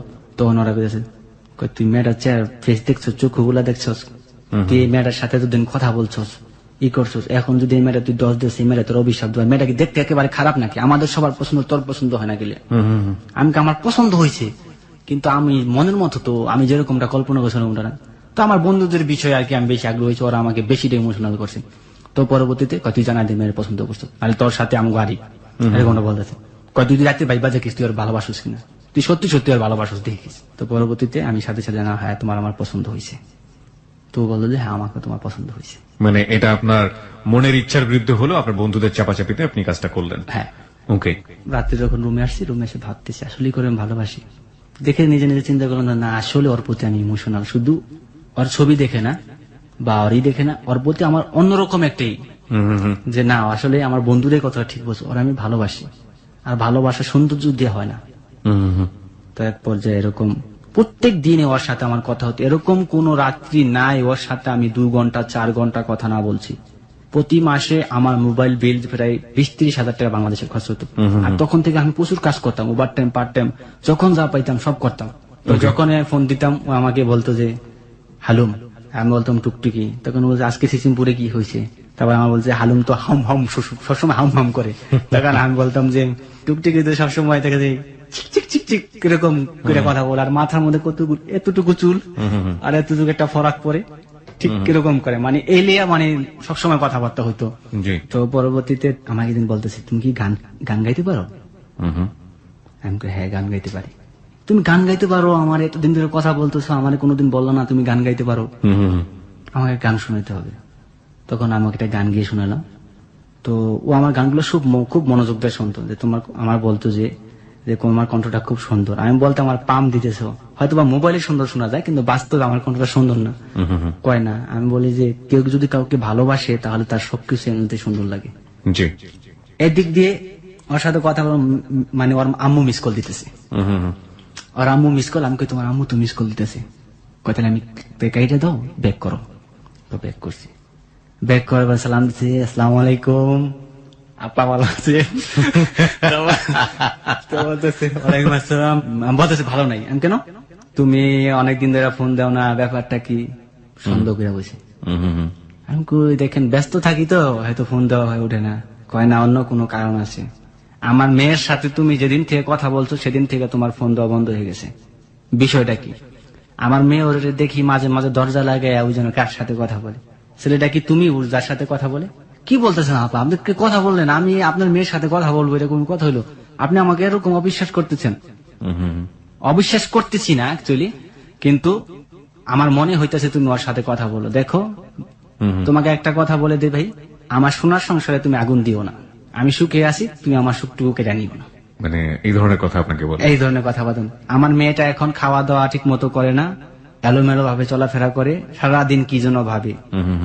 এরকম আমি ওকে কখনো দেখি নাই। আমি মা, আমি সবকিছু বুঝতে পারি। আমি শিওর ও তোমার সাথে কথা বলে। আমার মেয়েটাকে নিশ্চয়ই কোনো কান পড়া দিছো তুমি। আর তুমি যে কথার জাদু, নিশ্চিত আমার মেয়েটাকে তুমি গলায় ফেলাইছো। তো আজকে কিন্তু উনি আমার সাথে অনেক বলতে খারাপ ব্যবহার করতেছে, যে নেক্সট টাইম আমার মেয়ের সাথে কথা বলবা না, আমার মোবাইলে ফোন দিবা না। তো এর পরবর্তীতে আমি বলে দেখেন আপা আপনি ভুল করতেছেন, না তুমি আর কোনো কথাই বলবা না। আর আম্মু লাইন কেটে দিল। লাইন কেটে দেওয়ার সাথে সাথে রিং দিছি। রিং দেওয়ার পর আমি কই তুমি এখন কোথায়? আমি ছাদের উপরে। তোমার আম্মু? আম্মু রুমে শুয়ে দিছে। আমি কই তোমার আম্মু তো আমাকে ঠেট দিয়ে দিল। কই কি ঠেট? এরকম বললো। কয় কি জাপিয়ার কি এত ডান নাকি? তো তখন ও বলা যে তোমার সাথে আমার সম্পর্ক হয়েছে, এটা সারা জীবন থাকবে। সেটা আম্মু কেন আর অন্য কেউ যদি বাধা দেয় সেটা কখনো বিনষ্ট হবে না, কারণ আমাদের প্রেমটা পবিত্র। ও সবসময় 5 ওয়াক্ত নামাজ পড়তো এবং আমি সবসময় 5 ওয়াক্ত নামাজ পড়তাম। তো আমি ওকে একটা কথা বললাম, তুমি আগে যতটুকু ভালো ছিলে এখন তার চেয়ে বেশি ভালো হওয়ার চেষ্টা করো, কারণ আল্লাহ পাকের তোমার আমার সাথে মিলতে হয়। আমি সবসময় কথা আল্লাহর কাছে বলতাম। সত্যি কথা বলতে যেদিন থেকে ওর সাথে আমার এই কথা হয়ে গেল, সেদিন থেকে আমি একটা মেয়ের দিকেও প্রখর দৃষ্টি দিকে একবার তাকানোর পর দ্বিতীয়বার আমি তাকাইনি। আমি ওকে কথা দিছি আমি আর অন্য কোনো মেয়ের দিকে তাকাবো না।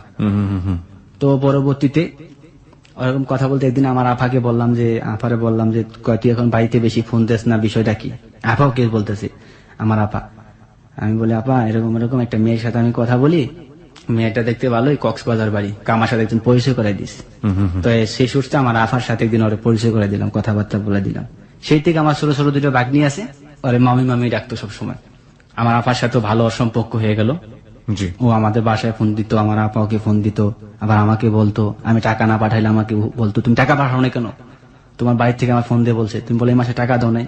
কার সঙ্গে পরিচয় করে দিলেন আরেকবার বলবেন? আমার আপা, মানে আপনার বড় আপা? হ্যাঁ আমার বড় আপা। বড় আপার সঙ্গে পরিচয় করে দিলেন কি হিসেবে? হিসেবে আমার মানে বললাম যে আমার ফ্রেন্ড, ওর সাথে আমার মোবাইল ফোনে পরিচয়, এটা সত্য তো- কথা বলছে। এটা তো আর আলটিমেটলি সুইটির মা জানতো না বা সুইটির কেউই জানতো না না। না, সুজির মাকে জানতো না, আচ্ছা, শুধু আমার আপা জানতো। ওকে। আমার আপা বলতেছে ঠিক আছে, যাই করিস বুঝতে শুনা করিস, তুই তো বড় হইছ, এখন তার ছোট না। রাইট। তো প্রত্যেকদিন আমার কথা হতো, মানে একটা দিন যদি কথা না বলতাম পাগলের মতো হয়ে যেত, মানে এরকম পাগল, মানে রিং কলের পর কল দিতেই থাকতো, এবং আমার মোবাইলে যদি টাকা না থাকতো ডাইরেক্ট কল দিয়ে আমার সাথে কথা বলতো। আমি বলছি তোমার টাকা কাটতেছে, কয় টাকা কোনো সাবজেক্ট না, আব্বু পাঠিয়ে দিবে। আব্বু কই ছিল ওদের? সৌদি আরব। ওর আব্বু বিদেশে ছিল। হ্যাঁ। বুঝতে পেরেছি। ও কি ফ্যামিলির সবচেয়ে বড় মেয়ে ছিল? হ্যাঁ বড় মেয়ে ছিল। হ্যাঁ। তো এক পর্যায়ে দেখা যায় আমাদের মানে অনেক গভীরে পৌঁছে গেল, ঠিক খাওয়া দাওয়া ঠিক মতো হয় না, অন্যরকম কাজের দিকেও মন মানসিকতা নাই, বসের কাজের সাইডে গেলে গালিগালাজ করে, এখন আগের মতোই দেখে না, কাজের দিকে মন দেখে না, কয় কিরে। তারপরে এক পর্যায়ে দেখা যায় আমার কোম্পানির কাজ কমে আসলে, এর মধ্যে 1.5 বছর অলরেডি পার হয়ে গেল ওর সাথে মোবাইল ফোনে কথা বলতে বলতে। তো একদিকে কোম্পানির কাজ কমে গেল, বস আমাকে একটু অপছন্দ করতে শুরু লাগলো, একদিন কাজ সুপারভাইজারের সাথে ঝগড়া হলো, ফোরম্যানের সাথে জি। কাজের সাথে ঝগড়া হলো। সেই ঝগড়াটার বিষয় ছিল মানে অন্য একটা বিষয়, সেলফোন নেই, মোবাইল নেই, মোবাইল চার্জে দিয়েছিলাম স্টোরেতে, ওই স্টোর তালা মেলা চলে গেছিল গা, সে আমি যাই হোক, ঝগড়া হলো, কি বিষয়ে ঝগড়া হলো সেটা ইম্পর্টেন্ট না। ঝগড়া হওয়ার পরে এক পর্যায়ে বসে আসলো, বসে আসার পরে তো আমার কাজটা বন্ধ করে দিল, বন্ধ করে দেওয়ার পরে আমার 15 দিন স্লিপ দিয়ে দিল বসে, 15 দিনের স্লিপ মানে? মানে কাজ টাজ বন্ধ সব। আচ্ছা। ফোরম্যানের সাথে সুপারভাইজারের সাথে সাইডে ঝগড়া হয়েছে। তো এই পরবর্তীতে যখন নাকি কথা বলছে, তখন আমিও বাইরের কাজ ঠিক করে নিয়েছিলাম, বাইরের কাজ টাজ করতাম। তো বসে এক পর্যায়ে 15 দিন পরে আমার বলতেছে যে রুবেল, শেখ রুবেল, তোমার তো দেশে চলে যেতে হবে, এখন আমার কাজ নেই, তুমি 15 দিন থাকার পরে আবার ব্যাক করতে পারবা, আচ্ছা। তুমি 15 দিনের জন্য দেশে ছুটিতে চলে যাও। তখন আমি বলতেছি যে না, আমার 15 দিনের জন্য ছুটিতে, আমার 15 দিনের কাজ দেশ নেই, তুই এখন বলতেছ আমি 15 দিনের জন্য দেশে যাবো। তখন উনি বলতেছে না, I am sorry, so extremely sorry, you better you go to your home. তখন আমার বলতেছে যে তুই চলে যা। তখন আমি বললাম যে ঠিক আছে, টিকিট কনফার্ম কর। তখন আগামী সোমবার তো টিকিট কনফার্ম করা হয়েছে। আচ্ছা। তো এর মধ্যে আমি বাড়িতে কিছু আগে জানাইনি ফার্স্টলি। তখন ওরা ফোন দিলাম যে দেখো আমি তো 15 দিনের জন্য দেশে আসতেছি ছুটিতে, 15 দিন পর আবার সিঙ্গাপুর আমার ব্যাক করতে হবে, আচ্ছা। তো এখন আমি কি করতে পারি বলো। তোমার সাথে তো 15 দিনের মধ্যে আমার দেখা করা সম্ভব না, কারণ আমার বাড়িতে গেলে আত্মীয় স্বজনের বাসায় আমার বাড়ি থেকে বাইরে দেবো না 15 দিন, আমার কোথাও যেতে দিব না। সুতরাং 15 দিন, আর কক্সবাজার যেতে মিনিমাম 1 সপ্তাহ ধাক্কা, আচ্ছা। কারণ কক্সবাজার যেতে আসতে 2 দিন পার হয়ে যাবে। তো সুতরাং তোমার সাথে আমার এই সফরে দেখা হবে না, সামনের সফরে। ও চোখের জল টল মলায় মানে চিৎকার পারতেছে, তুমি সব কি বলতেছো, তুমি যদি এখন আমার এসে বিয়ে না করো, আমি ইন্টার কমপ্লিট করছি, আমার আব্বু আসতেছে কিছুদিন পর, আমার আব্বু এসে আমার অন্য জায়গায় বিয়ে দিয়ে দিবে। এই কথা বলছে, আমি থমকে গেলাম। আমি কি বলো কি, হ্যাঁ আমি বিএসএস পড়তেছি, আমার কি ঘরে বসায় রাখবো নাকি তোমার জন্য, আমার বিয়ে দিবে না, আমি বড় হয়েছি না। তো এই কথা বলার পর আমি এখন কি করবো, তুমি ডাইরেক্ট কক্সবাজার চলে আসো। আমি কি বলতেছো, তুমি পাগল হয়ে গেছো নাকি? হ্যাঁ, ডাইরেক্ট কক্সবাজার চলে এসে আমার বিয়ে করো, আগে বিয়ে করো পরে চিন্তা, তুমি আসবা, তুমি না আসলে আমি সুসাইড করবো। এক কথা, তুমি আসবে কিনা। প্রিয় শ্রোতা, আমরা আরেকটা বিরতি নিতে চাই। এ পর্যায়ে আমরা দেখতে পাচ্ছি যে সুন্দর মুভমেন্ট গুলো বাস্তবতার দিকে আসছে এবং বাস্তবতার দিকে এসে কমপ্লেক্সিটি বা এক ধরনের জটিলতার দানা ধীরে ধীরে বেঁধে উঠছে। দেখতে চাই সামনের দিকে, আরো যেতে চাই। আজকে এখানে আছে রুবেল। রুবেল এসছে সিঙ্গাপুর থেকে, সে একজন প্রবাসী বাঙালি, সে তার জীবনের গল্প বলছে এবং 26 বছরের রুবেলের জীবনের গল্প আমাদেরকে আজকে কি শেখায় সেটাই হচ্ছে কথা, আমাদের শেষ পর্যন্ত শুনতে হবে। এবং রুবেলকে দেখার জন্য, রুবেলকে কিছু বলার জন্য আপনারা চলে আসতে পারেন আমাদের ফেসবুকে। আমাদের ফেসবুকের ঠিকানা facebook.com/hello8920। সে পরবর্তীতে বলেছে আমার এসে তুমি বিয়ে করবা, তা তুমি যদি বিয়ে না করো আমি সুসাইড করবো। তখন আমি বলতেছি যে দেখো এরকম পাগলামি করলে হবে না। কয় না, আমি আর কোনো আমার পথ থাকবে না। তখন এই কথা বলে আমি ঠিক আছে, আমি তোমার কাছে ডাইরেক্ট আসতেছি, আমরা এসে বিয়ে করবো, বিয়ে করার পরে তারপরে কি করা যায় তারপরে চিন্তা ভাবনা করবো। এই কথা আপনি তাকে দিলেন? হ্যাঁ, কথা দিলাম। আমি বললাম সোমবার দিন আমার টিকিট কনফার্ম করা হয়েছে, আমি আজকে মার্কেটিং এর জন্য যাইতেছি, সময় আমার হাতে কম, মাত্র 2 দিন। তো এই কথা বলার পর আমি সেদিন মার্কেটিং করলাম, মার্কেটিং করার পর কোম্পানির সাথে লেনদেন যা ছিল সম্পূর্ণ ক্লিয়ার করে, তুমি বিশ্বাসই করতে পারতেছি না আমি যে দেশে আসতেছি। বলছে তুমি সত্যি দেশে আসতেছো? আমি বলছি হ্যাঁ, সোমবার দিন আমার ফ্লাইট। তো সোমবার দিন আমার ফ্লাইট হলো, তো আসলাম, আসার পরে বাংলাদেশ এয়ারপোর্ট নেমে সাথে সাথে ফোন দিছি। জি। ফোন দেওয়ার পরে উনি রিসিভ করছে, আমি বলছি আমি তো দেশে চলে এসে পড়ছি। তুমি সত্যি দেখে দেশে আসছো হালুম? আমি বলতেছি হ্যাঁ হ্যাঁ টুকটুকি আমি সত্যি দেশে চলে এসে পড়ছি, তোমার কাছে চলে আসতেছি একদম। ওকে, যে হালুম তুমি সত্যি কি দেশে চলে আসছো? আমার বিশ্বাসই হইতেছে না, গায়ে চিমটি কেটে নি। তখন আমি বলতেছি হ্যাঁ তোমার হালুম তোমার কাছে চলে আসছে টুকটুকি। ঠিক আছে হালুম, তুমি তাড়াতাড়ি এখন তাড়াতাড়ি যেভাবে পারো, বিমানে পারো, বাসে পারো, যেভাবে পারো, পারলে উড়ে চলে আসো, আমি তোমার জন্য অপেক্ষায়। পরবর্তীতে আমি বাস ধরে, তো ওখানে বাস ধরে রাত্রে সকালবেলা ভোর 5টা বাজে। আপনি কি বাড়িতেও গেলেন না সরাসরি? বাড়িতে যাইনি, সরাসরি ওখানে? সরাসরি ওখানে চলে গেলাম। প্রেম মানুষকে আসলে ভাবে অন্ধ করে। কতদিন পরে বাড়িতে ফিরেছিলেন সিঙ্গাপুর থেকে? প্রায় 2 বছর মতো। 2 বছর পরে বাবা মার কথা মনে হয়নি, সরাসরি চলে গেছেন সুইটির কাছে। সুইটির কাছে। ওকে, তারপর? কক্সবাজার নাইমা আমি ওকে ফোন দিয়েছি, ও তো মহাখুশি, হালুম তুমি কক্সবাজার চলে আসতো, তুমি যে কোনো একটা আবাসিক হোটেল ওঠো, আগামীকাল সকাল 9টা বাজে তোমার সাথে দেখা করবো। আমি ওখানে 3 দিনের জন্য রুম ভাড়া করলাম। ওকে, আপনি যে বাংলাদেশে আসছেন এটা আপনার পরিবার জানতো না? কেউ জানতো না, এবং কি আমার বন্ধুদের বলতে মানা করছি। My goodness. ওকে, তারপর? তো রাত্রে সারা রাত্র কথা দুজনে কথা বললাম, বলার পরে বলতেছে কালকে আমি চলে আসতেছি, একবারে লোটা বালিশ বাইন্দা বলেছে, লোটা বালিশ বাইন্দা চলে আসতেছি। মানে কি ও বাসা থেকে বের হয়ে আসছে? হ্যাঁ, যেহেতু তোমার পরিবার মানবে না আমার পরিবার মানবে, সুতরাং আমরা পালিয়ে বিয়ে করবো। তখন আমি বলছি না এটা সম্ভব না, আগে দুজনে দেখি বাস্তবে, তুমি যদি আমার পছন্দ না করো দেখা তখন কি হবে? Right. তখন ওই আমার বলতেছে না তোমার আমার পছন্দ হবে আমি জানি। আমি কই তুমি সবই দেখছো, কারণ বাস্তবে যদি তুমি পছন্দ না করো। আবার আমার বন্ধুরা বলছে মেয়ে না দেখা কিরম কোনো ডিসিশন নিস না, আগে দেখিস মেয়েরে। ও কান্নাকাটি করতেছে, এতদিন প্রেম করে তুমি আমার সাথে এখন এই কথা বলো। বুঝাইলাম যে দেখো টুকটুকি এরকমটা করে মানুষ দেখে তারপরে আমরা দুজন ডিসিশন নেবো কিভাবে কি করলে সুবিধা হয়, যেহেতু তোমাদের এখানে আমি চলে আসছি আর তো ফিরে যেতেছি না। তো এই কথা বলার পরে ও বলে ঠিক আছে কালকে 9টা বাজে দেখা হবে। সকাল 9টা বাজে কক্সবাজার সাংস্কৃতিক কেন্দ্রের মোড়ে আমি দাঁড়াই আছি। ও রিক্সা করে আসছে, রিক্সা সালোয়ার কামিজ পরা। আসার পরে যখন রিক্সার সামনে আসছে ওকে দেখে তো আমি ফ্লাইট হয়ে গেছি পুরো, মানে আপনি ফ্লাইট হয়ে গেছেন, শাই করে উড়ে যাচ্ছেন। হ্যাঁ বলেন, তারপর? মানে আমি অন্যরকম হয়ে গেছি, যে বাস্তবে দেখতে আরো অপছন্দ মনে হয়েছে। বাস্তবে আমার মানে বাস্তবে দেখে আরো পছন্দ হয়েছে? আরো অপছন্দ হয়েছে। কেন আমার পরে যখন আমার সাথে কথা বলছে যে কেমন আছো, আমি বলছি ভালো আছো, ভালো আছি। ওকে বলিও না যে তুমি কেমন আছো। পরবর্তীতে যখন ওর চোখের দিকে তাকাইছি, যে চোখের মধ্যে জল মানে টলটল করতেছে। টল করতেছে, হ্যাঁ। আর কোনো কথা নেই, সাথে সাথে হাত থাবালা ধরে ফেলেছি। চলো ডিসিশন নিয়ে ফেলেছি, বিয়ে করবো। এই মেয়ে আমাকে অরিজিনাল ভালোবাসে, মানে একটু দেখছে যে আমার মনটা খারাপ, তাতে ওর চোখে জল আইসা পড়ছে। সুতরাং ওই আমার প্রতি পুরোটাই ইমোশনাল, আর সৌন্দর্য দিয়ে ভালোবাসা প্রকাশ হয় না। মানে আপনার জায়গাতে আমি যেটা বুঝতে পারছিলাম যে আপনি এখনো কনফিউশনে আছেন, সৌন্দর্যের জায়গা থেকে আপনি এখনো মেনে নিতে পারছেন না মেয়েটাকে। জি। কিন্তু ও আপনাকে ভালোবাসে, এটার জন্য আপনি সিদ্ধান্ত নিয়ে ফেলেছেন যে না ঠিক আছে, ওকে মেয়েটা আমাকে যেহেতু ভালোবাসে এখনই বিয়ে করে ফেলবো। ওকে, তারপর? আমরা হোটেলের মুখে যেতেছি, আমি 10 গজ সামনে, ও 10 গজ পিছনে। তো একটা মোটরসাইকেল দিয়ে একটা লোক, মধ্যবয়সী একটা লোক আইসা অরিজিনাল কি জিজ্ঞেস করছে। তবে আমি বলতেছি যে টুকটুকি তোমায় কি জিজ্ঞেস করলো ওই লোকটা? লোকটা আমার মামা। কি জিজ্ঞেস করলো? তোমার মামা এখানে কি করে? আমি তো জানি না, আমার মামা বলো যে তুই কোথায় যাস, বান্ধবীর বাসায় যাই। আমি অতটা মাইন্ড করলাম না, তো এই কথা বলে আমি সাইড ব্যাগটা নিয়ে হোটেলের রুমের ভিতরে গেছি। রুমের ভিতরে যাওয়ার পরে ওরা আমি বলছি যে তুমি সোফার মধ্যে বসো, আমি ব্যাগটা রেডি করতেছি। টুকটুকি মানে ওরা আমি হাত দিয়ে স্পর্শ করছি, এই জীবনের ফার্স্ট। আর আমি মানে এখান থেকে স্পর্শ করা, কাদের মধ্যে ধরে বলছি বসো। টুকটুকি তোমার সাথে আমি কথা বলছি এতদিন, তখন আনন্দে আমার চোখে মানে জল আইসা পড়ছে। এতটুকু একটা মেয়ে, তুমি এত মিষ্টি মিষ্টি করে আমার সাথে কথা বলছো। তো ও ভয় পাইতেছে, ভয় হাত পা কাঁপতেছিল। তখন আমি বলছি তুমি বসো, ভয় পাও না, এখন আমরা বাইরে হয়ে যাবো। তো ঠিক আছে, তো কিছুক্ষণের মধ্যে আমরা বাইরে হয়ে গেছি। বাইরে হওয়ার পরে দেখি যে আমার মামা 4-5টা বন্ধু বান্ধব নিয়ে বাইরে দাঁড়ায় আছে। ও বলতেছে আমার মামা। আমি কোথায়? আমি বললাম মায়ের মনে একটু মাটিতে পারবো না, সব কটা পিঠে। আমি চিন্তা ভাবনা করলাম এখন কি হবে, আমার এই পরিচিত কেউ নেই এলাকায়। যখন নাকি আমরা বাইরে চলে আসলাম, আমার মামা এসে আমার থাবাতে আমার হাতটা ধরলো প্রথম। হ্যাঁ, তো বিয়ের স্বাদ আজকে মিটিয়ে দেবে আপনার। হ্যাঁ, হাত ধরা মাত্র দেরি, তখন ভয়ে নার্ভাস ফিল করতেছি। তখন ও এসে কি করলো, সাথে সাথে ওর মামার থাবাতে হাতটা ছাড়াই দিল। বলতেছে আপনি ওর হাত ধরার কে? তখন ওর মামা কষায়া দুটা চর মানে ওরে মারে, গাল দুটার সাথে সাথে লাল হয়ে ফুলে গেল এরকম। আরেকটা চর মারতে বসে আমি সাথে সাথে হাত থাবাতে ধরছি যে থামে, মার দূর করার কোনো দরকার নেই, কোথায় যেতে হবে আমি যাবো, চল বাসায়।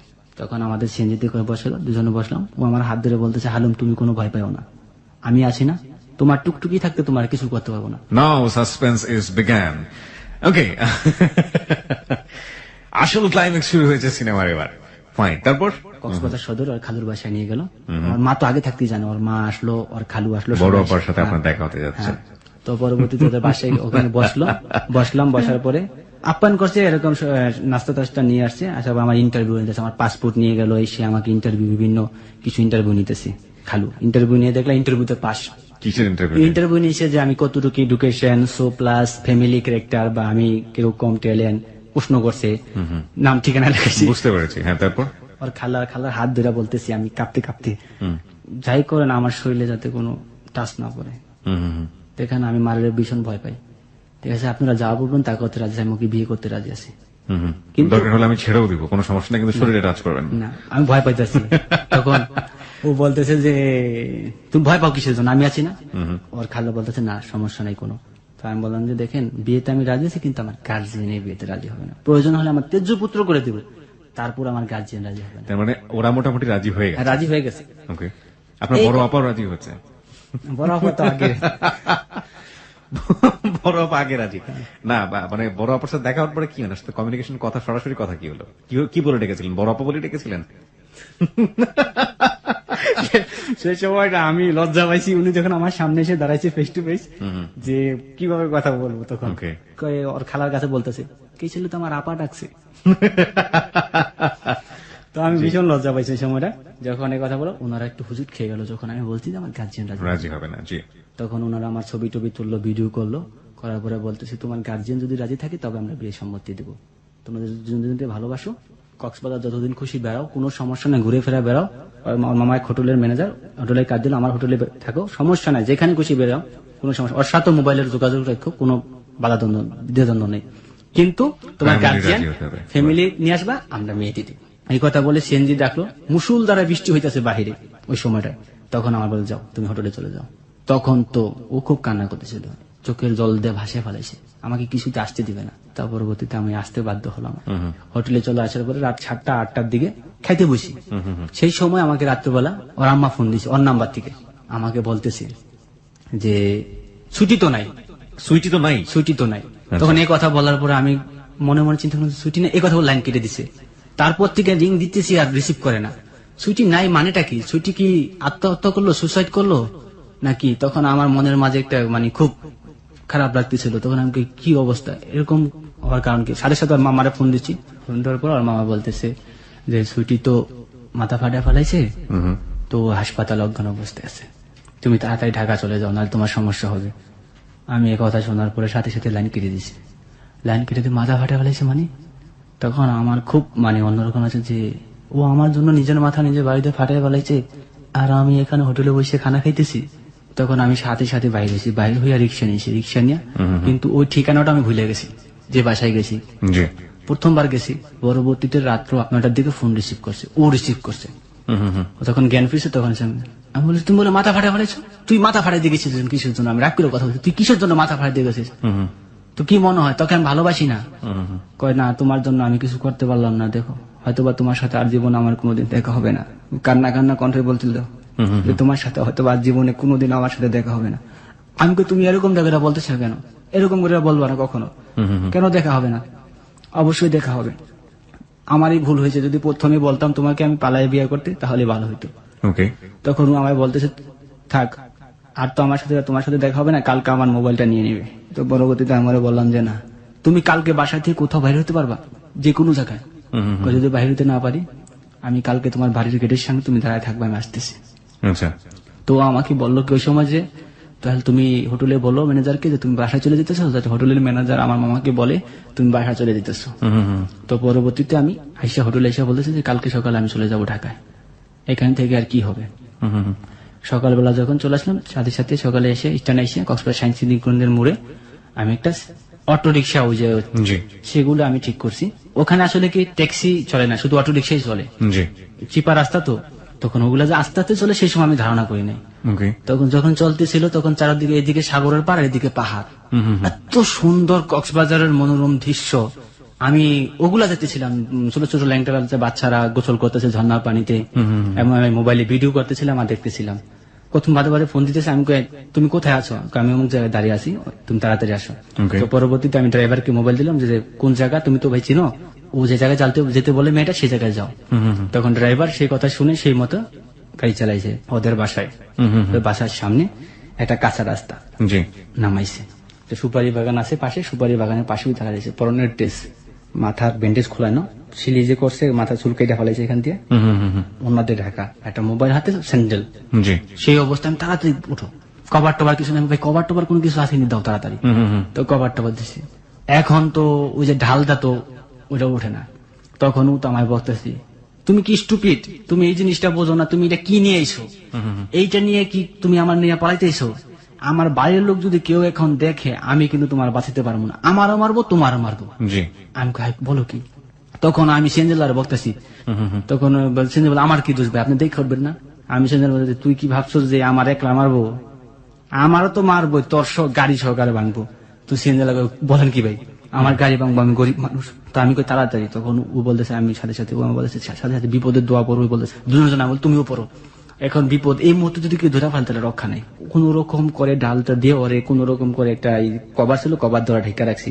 আর আমার তো কি চিনে নেওয়া এলাকার, কোন রকম করে ঢাল দিয়ে ওঠার পরে যখন নাকি ফ্রিজ ডালার পথে উঠছে, তখন মোটামুটি আর কি চলতেছিল। আচ্ছা। তখন ওই আমার ইচ্ছা মতন মানে করতেছে, তুমি হালুম যে এত বোকা, আমি তো জিনিস বললাম, এখন যদি কি এই মুহূর্তে ধরে ফেলায় তাহলে কি অবস্থা হইব। ওকে। আমি ওই সময়টা খুব ভীষণ ভয়ে ছিলাম। তো পরবর্তীতে এখন একটা সিএনজি স্টেশনে গেছি, সিএনজি স্টেশনে গিয়ে ওটা আমরা চেঞ্জ করছি। আচ্ছা। চেঞ্জ করার পর ডাইরেক্ট টেকনাফ। আমরা জিজ্ঞেস করলাম যে ঢাকা যাবে না, কোথায় যাবে? আগে টেকনাফ যে আমরা বিয়ে করবো, তারপরে ঢাকা। টেকনাফ যেতে যেতে রাত্র হয়ে গেছে, তো সন্ধ্যাবেলা ওখানে গিয়ে হোটেলে ভাড়া নিলাম। হোটেলওয়ালা জিজ্ঞেস আপনারা কি হন? আমরা বলছি স্বামী স্ত্রী। ওকে। তিনি মিথ্যা কথা বলতে হয়েছে, আমাদের মিথ্যা আসেনি, সেই সময় আমরা স্বামী স্ত্রী ছিলাম না। সো সেই সময় আমার পরিচয় দিতে হয়েছে, যে অন্য পরিচয় দিতে হয়েছে। তো আমি বলছি, তো ওরা বলছে যে নাম ঠিকানা লেখেন, আপনাদের সাইন দেন। ওকে। তখন নাম ঠিকানা, তখন আমার নাম ঠিকানা লেখছি। এখন হোটেল বলতেছে যে আপনার ওয়াইফের নাম ঠিকানা। আমি গুগলে শ্বশুরের নাম তো আমি জানি, দাও তোমার লেখার দরকার নেই, তুমি লেখাটা নিয়ে ভিতরে এই আমি বলতেছি বাইক না, তুমি আর রুমটা দেখাই দাও, তুমি রুমে যাও, আমি তোমার নাম ঠিকানা লিখে নিতেছি। আচ্ছা। তো শ্বশুরের নাম তো আমি জানি, তো এই সময় আমি নাম ঠিকানা, তো ম্যানেজার হাইসা দিছে কথা বলার পরে, ঠিক আছে একজন লেখলেই হয়, সিগনেচার করে চলে গেলাম। আচ্ছা। তো আমরা ওই দিনকে এক রাত্রে ওখানে কাটালাম। তো আমার সাথে ও তো ভীষণ ভয় পাইতেছে। তখন সেই সময় তো আমি খুব মানে মনের মানুষ কাছে অ্যাকচুয়ালি জীবনে কখনো একটা মানে মেয়ের সাথে এরকম রাত্রে একাকি বা হয় নাই। মানে এক কোণে গিয়ে এরকম চুপচাপ করে বসে রয়েছে, মানে কোনো কথা বলতেছে না। তখন আমি বলতেছি, আমরা তো পালাই চলে আসলাম। এর মধ্যে আম্মু ফোন দিচ্ছে, আর আম্মু ফোন দিচ্ছে বলতে আমি বললে তো আমরা বিয়ে করে ফেলেছি। আর আম্মু ফোন দিচ্ছে, আমরা বলছি যে আমরা বিয়ে করে ফেলেছি। অনেক কান্নাকারি করেছে, বাবা বিয়ে করছো, যাই করছো, তোমরা চলে আসো, আমরা মাইনানো। ওকে। এর ভাই নাকি হাসপাতাল, সব মানে ফ্যামিলি, পুরো ফ্যামিলি নাকি হাসপাতাল ওই সময় বলতেছে। আল্লাহ রাসূলের দোহাই দিতেছে। তখন আমি বলি যে না, বিয়ে না করা পর্যন্ত কোনো কিছুতে যাওয়া যাবে না, আগে বিয়ে করতে হবে। আমরা তো বইলা দিছি বিয়ে করছি। তখন দুজন ডিসিশন নিলাম যে কিভাবে বিয়ে করা যায়। তো আমরা ওখানে এক রাত তো থাকলাম। এক রাত থাকার পর তারপরের দিন সকালে এখন এক জামা পরে আসছে। তখন আমি মার্কেটে গেলাম, মার্কেটে গিয়ে জামা কাপড় কিনে নিয়ে আসলাম। তো পরার পরে এদিকে আমাদের বাংলাদেশের টাকা শেষ হয়ে গেছে। জি। এখন সিঙ্গাপুরের ডলার আছে। তখন ওরা আমি বললাম যে বাংলাদেশের টাকা তো শেষ হয়ে গেছে গা, আমার কাছে সিঙ্গাপুরের ডলার আছে। আর দিনটা ছিল শুক্রবার আর শনিবার, মানে ব্যাংক বন্ধ, ডলার তো চেঞ্জ করতে পারিনি। তখন ওর কানে দুটা রিং ছিল 3 রত্তির সোনার, সেই রিং দুইটা আমার হাতে তুলে দিয়েছে, এই দুইটা বিক্রি করে শিগগির এখান থেকে ভাগো। আমি কেন? আমার চাচা একটা রেবে চাকরি করে, ওনারা মোবাইলের নেটওয়ার্ক দেখে আমাদের খুঁজে ফেলাইবো যে আমরা কোথায় আছি। ওকে। তো পরবর্তীতে আমি কই না, এটা আমি কখনোই বেচতে পারবো না, ইম্পসিবল। প্রয়োজন আমরা এক রাত এখানে থাকবো, থেকে তারপর দিন ডলার ভাঙায় তারপর যাবো। বলে না, এখান থেকে তাড়াতাড়ি। তো ওরে নিয়ে তারপর সোনার দোকানে গিয়ে আমরা 3000 টাকা ঋণ বিক্রি করি, কুমিল্লার বাসে ধরি। কুমিল্লাতে কেন বাস ধরলেন? আমি ওরা বলতেছি যে, ও বলতেছে কোথায়, আমি বলছি কোথায় যাবা? ঢাকায় তোমাদের বাড়িতে। ও ঢাকা গিয়ে বিয়ে করবো। আমি কই না, আমরা বিয়ে করলে কুমিল্লায় বিয়ে করবো। কুমিল্লায় কেন? আমার মাথায় ওই সময় কি খেলতেছিল আমি নিজেও জানি না। আমি বলতেছি যে ঢাকা গেলে আমার পরিবারের লোক কেউ দেখলে তোমার মারধর করে তারাই দিবে, আর আমার বাসায় আটকে রাখবে। ঠিক আছে, সুতরাং আমার বাড়িতে ঢাকায় যাওয়া সম্ভব না। আগে আমরা বিয়ে করি কোন জায়গায় গিয়ে, তারপরে একটা ডিসিশন নেবো কোথায় যাব। তো পরবর্তীতে আমরা কুমিল্লার বাসে উঠলাম, টিকিট কাটলাম, সারা রাত্র রাত্রেবেলা উঠলাম, ওঠার পর জার্নি। বাসে এরকম ও বমি করতেছিল, মানে পছন্দ রকমের বমি করতেছিল। তো এখানে একটা সমস্যা, বিডিআর চেক ছিল। বিডিআর চেক বলতেছে যে পুলিশ বিডিআর চেক। তো বিডিআর চেকে আমাদেরকে, আমি বলতেছি দেখো আমাদের কিছু জিজ্ঞেস করবো না। বিডিআর চেক হয়েছে ওখানে, বিডিআর চেকে জিজ্ঞেস করছে। আমি বিডিআর কিছু বলে নাই, বিডিআর জিজ্ঞেস করছে আপনারা কেন বলছেন স্বামী স্ত্রী। ও যখন বাসে উঠছে, বাসে এরকম বমি করছে, আমি নিজেও বমি বমি ভাব। সারা রাত্র বাসে আমি নিজে না ঘুমিয়ে আমার বুকে ওর ঘুম পাড়ায় নিছি, তুমি ঘুমাও। নিজের জায়গাটা খালি করে আমি চিপার মধ্যে বসে ওরে সারা রাত্র ঘুম পাড়ায় নিছি, যাতে ওর একটু কষ্ট না হয়। তারপর আমরা কুমিল্লা চলে গেলাম। ভোর সকালে 5টা বাজে কুমিল্লা নামলাম। কুমিল্লা নামার পর ওইখান থেকে সিএনজি নিলাম। সিএনজি ড্রাইভারে বললাম কি ভাইয়া আমাদের একটা যে কোনো একটা আবাসিক হোটেলে নিয়ে ওঠাও। তখন উনি একটা হোটেলের সামনে নিল, তো ওনারা বিয়ের ডকুমেন্ট চাই, বিয়ের ডকুমেন্ট না চাই হোটেল ভাড়া দিবে না। আচ্ছা, আবাসিক হোটেলটাতে। হ্যাঁ, তখন তার পরবর্তীতে আমরা এখন কি করব, তখন দেখলাম যে একটা সোনালী ব্যাংক নিচে শাখা সোনালী ব্যাংক উপরের হোটেল। তখন আমরা ওখানে একটা হোটেল ভাড়া করলাম স্বামী স্ত্রী পরিচয় দিয়ে, যে 8টা বাজে ব্যাংক খুলবে, ব্যাংকটা খুললে ডলারটা চেঞ্জ করে আমরা কাজে বসে চলে যাব, বিয়ে করে তারপরে এখন আপাতত এখানে। তো এখানে থাকতে পারলাম না, কিছুক্ষণ পরেই দেখি যে একটা লোক আছে দরজার মধ্যে টহল দিয়েছে, আপনাদের বিয়ের ডকুমেন্ট দেখান। নিচে পুলিশ টহল দিতেছে, এরকম আমার একটা ভয় দেখাইলো, আমার এখান থেকে কিছু দিয়ে আপনার এখান থেকে কাইটা পড়ে না তো পুলিশে ধরবো। তারপর ওই লোকের 200 টাকা দিয়ে ওইখান থেকে আমরা হোটেল থেকে বাইরে হয়ে যাই। এখন তো পকেটে 1 টাকাও নেই বাংলা টাকা, ওই গাড়ি ভাড়া 3000 টাকা শেষ হয়ে গেছে, এমনি 3000 টাকা শেষ হয়ে। তো রিক্সা ঠিক করলাম, রিক্সা বললাম যে ভাই এখানে যে কোনো সোনালী ব্যাংকের একটা শাখায় যাও। তখন একটা মেন শাখায় নিয়ে গেল, রিক্সাদার বললাম তুমি দাঁড়াও ভাই, আমরা টাকাটা চেঞ্জ করে আসতেছি। রিক্সা আল্লাহ বলতেছে ঠিক আছে। তখন আমরা ডলার চেঞ্জ করলাম, ওইখান থেকে ডলার চেঞ্জ করে এসে দুজনে নামলাম। নামার পরে রিক্সাদার বললাম একটা আবাসিক হোটেলে যাও। তখন কুমিল্লা মহাসড়কের সাথে আবাসিক হোটেল। তো হোটেলে আমরা স্বামী স্ত্রী পরিচয় দিয়ে, স্বামী স্ত্রীর পরিচয় এখানে কিছু আমি এমনিতেই মোবাইলে রিং বাজাইতেছিলাম, মানে মোবাইলে রিং বাজে লিংটন বাজে কথা বলতেছি, যে জানি যে এখানে স্বামী স্ত্রী ধরা না খেলে হোটেল ভাড়া দিবে না। তখন আমি বলতেছি যে হ্যালো, হ্যাঁ আমি এমনি বলতেছি হ্যালো আসসালামু আলাইকুম ভাই, কেমন আছেন ভাই? একটা সমস্যা গেছে, আপনার ভাবির তো লাকিস টাকিস সহ, আমরা তো গাড়ি মিস করে ফেলাইছি, গাড়ির মধ্যে লাকিস টাকিস সব রয়েছে, এখন কি করি উপায় বলেন তো? এখন তো পর নির্দেশ সেলার কামিজ পরা সবকিছু ওইখানে রয়েছে, আমরা তো কুমিল্লা ঘুরতে এসেছি, তো এখন তো কি অবস্থা, মানে ম্যানেজার উড়ে দাঁড়ায় দাঁড়ায় কত কথা বলতেছি, মানে এরকম কথা বললাম। তখন ম্যানেজার বলতো যে আসলে আমরা স্বামী স্ত্রী তখন কথা বললাম। তো পরবর্তীতে দেখেছি আপনি যে আমরা আজকের রাতের জন্য, আমরা 2 দিনের জন্য রুম ভাড়া করতেছি। আচ্ছা আপনার স্বামী স্ত্রী? হ্যাঁ। আর কোনো কিছু জিজ্ঞেস করে নেই। তারপরে আমাদের সিগনেচার নিল, সাইন টাইন করে নাম ঠিকানা লেখার পরে আমরা ওখানে রুম ভাড়া করলাম, আরেকটা তো ওখানে কাটাইলাম। তো তারপর দিন সকালে বিয়ের উদ্দেশ্যে, এখন ও শুধু আমার পাগল হয়ে গেছে, বিয়ে করবা কখন, বিয়ে করবা কখন, ঠিক আছে। তখন আমি সকালবেলা আমরা বিয়ের উদ্দেশ্যে বাইর হলাম। আচ্ছা, সেই আবার সেই অটো রিক্সা, এখন কাজী অফিস খুঁজতে বের হয়েছি। তখন অটো রিক্সা বললাম যে এখানে কোনো রেজিস্ট্রি অফিস আছে বিয়ে পড়া এরকম? দেখেন আমি তো দিকে যাবো না, আপনাদের সামনের পথে দিয়ে রিক্সা উঠলে রিক্সাওয়ালা আপনাদের নিয়ে যাবে। তখন রিক্সা উঠে আমরা চলে গেলাম কাজী অফিস। তো এখানে কিছু রোমান্টিক ঘটনা হইতেছে, যে এখানে কিছু একটা ঘটনার মধ্যে যে রিক্সাওয়ালা কি করছে, আমাদের কাজী অফিসে না নিয়ে আমাদেরকে নিয়ে গেছে একটা পার্কে, কুমিল্লা ন্যাশনাল পার্ক। কেন জানি না কি জন্য, ওকে ভাড়া 20 টাকা বেশি দিছি, ঠিক আছে। বলতেছে যে এটার ভিতরে কাজী অফিস, আমরা জানি না, এখানে ভিতরে গিয়ে দেখি ন্যাশনাল পার্ক। তখন আমরা বলতেছি দেখছো মানুষ কত বড় খারাপ মানুষ, যে এরকম বিপদের সময় আমাদের সাথে উপহাস করলো। তার পরবর্তীতে আরেক রিক্সাওয়ালা ডাকছি, এক চাচারা ডাকছি, চাচারা বলছে রেজিস্ট্রি অফিসে নিয়ে যেতে। চাচাই নিয়ে গেছে জমি রেজিস্ট্রি অফিসে, যে বিয়ে করে সেখানে জমি রেজিস্ট্রি অফিস নিয়ে গেছে। তো চাচারা বলছে চাচা এটা তো জমি রেজিস্ট্রি অফিস। কত বাবা কোন অফিসের কথা বলছো, এখন মুরব্বী কি বলবো, আমরা বলছি যে বিয়ে যেখানে পড়ায় সেখানে। তখন ও বলতে ও আমি তো বাবা চিনি না। পরবর্তীতে আরেক রিক্সাওয়ালা ডাকছি, ও বলতেছে ওই লোকটা বোধহয় চিনে।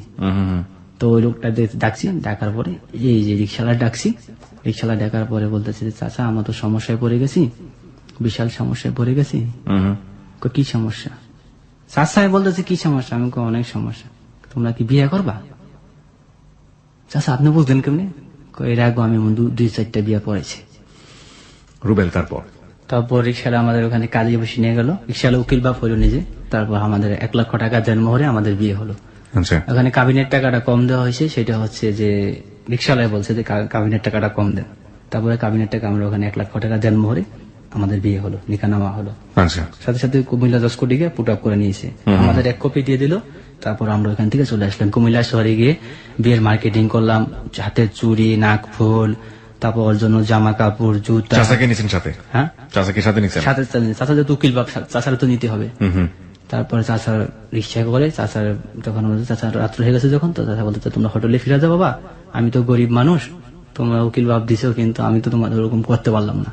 যাই হোক চাচা এরকম বলার পর চাচাকে বিদায় করে দিয়ে হোটেলে চলে আসলাম। আচ্ছা। তো হোটেলে চলার পর আসার পরে তখন আমি ওকে বলতেছি নাও তোমার বিয়ে করছি, এখন দাও তোমার কাবিননামা তোমার কাছে, তুমি বিয়ে করতেছিলে, বিয়ে করছি না। তো সেই সময় আমি ওরে বলতেছে তুমি তো মোবাইল অনেক পাকনা পাকনা কথা বলতো, তো আর আমি হাসির মাধ্যমে দুটা গালের মধ্যে চট দিছি যে মোবাইল তো অনেক পাকনা পাকনা কথা বলছে, এখন তো একটা কথা বলতে পারতেছ না। কিছু বলে না, সে সময় হাসতেছিল। ওকে, তখন এই কথা বলছি বলে আমার তখন আমার জড়ায় ধরছে, জড়ায় ধরে বলছে যে না, আমি বিয়েটা এই কারণে বলছি কারণ তোমাদের আমার একটা ডকুমেন্ট দরকার, এখন ডকুমেন্ট আছে, এখন কোনো ভয় নেই। এদিকে ওর মা বারবার ফোন দিতেছে, বাবা দোহাই তোমরা কক্সবাজার ফিরে এসো। এই দিক দিয়ে আমার টাকা পয়সাও প্রায় শেষ হয়ে আসছিল, কারণ আমি টাকা পয়সা বেশি নিয়ে যাইনি, Okay. বাংলাদেশের 1 লক্ষ টাকার মতো নিয়ে গেছিলাম। বিপদের মুহূর্তে এই সময়টার মধ্যেও আপনি ফ্যামিলিকে কিছু যোগাযোগ করেনি, কোনো কিছু জানাননি? কোনো যোগাযোগ করিনি। যখন ওর মা এরকম করে কান্নাকাটি করতেছে তখন আমরা বলতেছি চলো আমরা তো সাগরের মাঝখানে একটা পাড়ি গিয়ে ঠেকি, যে তোমার পরিবার রাজি আছে, তোমার পরিবার রাজি হলে আমার পরিবার এমনিতে রাজি হয়ে যাবে। যতদিন রাজি না হচ্ছে ততদিন ওনারা আমাদের কক্সবাজার বলে বাসা ভাড়া করে রাখবে, তো আমরা ওখানে যাই। Okay. পরে বুঝে ঠুজে অনেক কষ্টে ও যাতে রাজি হয় নাই, অনেক বোঝানোর পরে তো ও রাজি হয়েছে। কোথায় ভাড়া করে রাখবেন? কক্সবাজার। ওকে, তো ওর তো মাথা ফাটা ছিল, ও নিজের হাতে গোসল করতে পারতো না, মাথার মধ্যে শ্যাম্পু দিয়ে দিতাম, যে নিজের হাতে খাওয়াই দিছি। প্রতিটা মুহূর্ত ওর সাথে আমি ছিলাম। তো পরবর্তীতে তারপর দিন সকালবেলা আমরা ব্যাগটি গুছে আমরা কক্সবাজার চলে গেলাম। কক্সবাজারের বাসে রওনা হলাম। ও রাত্রে চলে যাওয়ার পরে শালা বাস স্ট্যান্ডে দাঁড়িয়েছিল, তো দাঁড়িয়ে থাকার পর আমাদের রিসিভ করে নিয়ে গেল। মানে ওদের বাড়িতে? না, ওদের বাড়িতে নিয়ে আমাদের একটা কটেজ হোটেল উঠেছে। মানে আলটিমেটলি তো আপনারা ওদের ফ্যামিলিতে যাওয়ার জন্যই আপনারা গেছেন কক্সবাজারে? হ্যাঁ। হ্যাঁ, ওর চাচা এবং মা আসলো, আসার পর ওর চাচা বলতেছে যে কালকে তোমরা তো জার্নি করে আসছো, পাসপোর্ট কাবিননামা দেখলো সবকিছু ঠিক আছে। তখন বলতেছে যে তো তোমরা জার্নি করেছো, তোমরা আজকে রেস্ট নাও, কালকে আমরা ডিসিশন জানাবো তোমাদের কি করা যায়। তাই কালকে দুপুরবেলা ওর চাচা এবং ওর মা আসছে, আমরা একসাথেই ছিলাম। তারপর ওর চাচা এবং মা আইসা, ওর চাচা এসে বলতেছে 3টা শর্ত। 1 নম্বর শর্ত কাবিন 10 লাখ টাকার হবে, 2 নম্বর শর্ত দেনমোহর পরিশোধ করতে হবে, 3 নম্বর শর্ত গার্জিয়ান নিয়ে আসতে হবে। আমি বলছি কাবিন 10 লক্ষ টাকা না, 25 লক্ষ টাকার কাবিন হোক, আমি দেনমোহর পরিশোধ করবো ইনশাল্লাহ, আর আমার একদিনের সময় হোক, আমার গার্জিয়ান আমি নিয়ে আসবো। এই কথা বলার পর চাচা বলতেছে না, তুমি এখন এই মুহূর্তে আমার গার্জিয়ান নিয়ে আসবো। আর এই দিক দিয়ে এই সময় আমার পরিবারের লোক জানাই দিচ্ছে ওর আম্মু, ওই যে ওর নাম্বার থেকে আগের নাম্বারে ফোন করতো, ওই নাম্বারে ফোন দিয়ে বলেছে যে আপনার ভাই আমার মেয়েকে নিয়ে পালাইছে। তখন আমার পরিবার লোক সব আমার ভাইয়েরা ফোন দিছে, ফোন দিয়ে বলছে তুই কোনো চিন্তা করিস না, যে তুই কইলে ফেলাইছাস, আমরা আসতেছি, তুই ওদের সাথে কোনো উল্টা পাল্টা করিস না, যা বলে তা শোন। চাচা বলতেছে তুমি তোমার গার্জিয়ান আনতে যাও। এর দিক দিয়ে আমার পরিবারের লোক প্ল্যান করছে যে ওরে আসতে বলো, আমরা তো কক্সবাজার চিনি না, ও আমাদের আইসা নিয়ে যাক। তো ওদের সাথে আমার পরিবারের সাথে কি কথা হয়েছে আমি জানি না। তো পরবর্তীতে আমি বলতেছি না আমি কিছুতেই যাবো না। তখন ও আইসা আমার বলতেছে ওরা ডাইকা নিয়ে গেছে রুমের মধ্যে, আলাদা রুমে। ওই আইসা বল তুমি তোমার ভুলা যাবা না, আসবে বিষয় এরকম বলতেছে।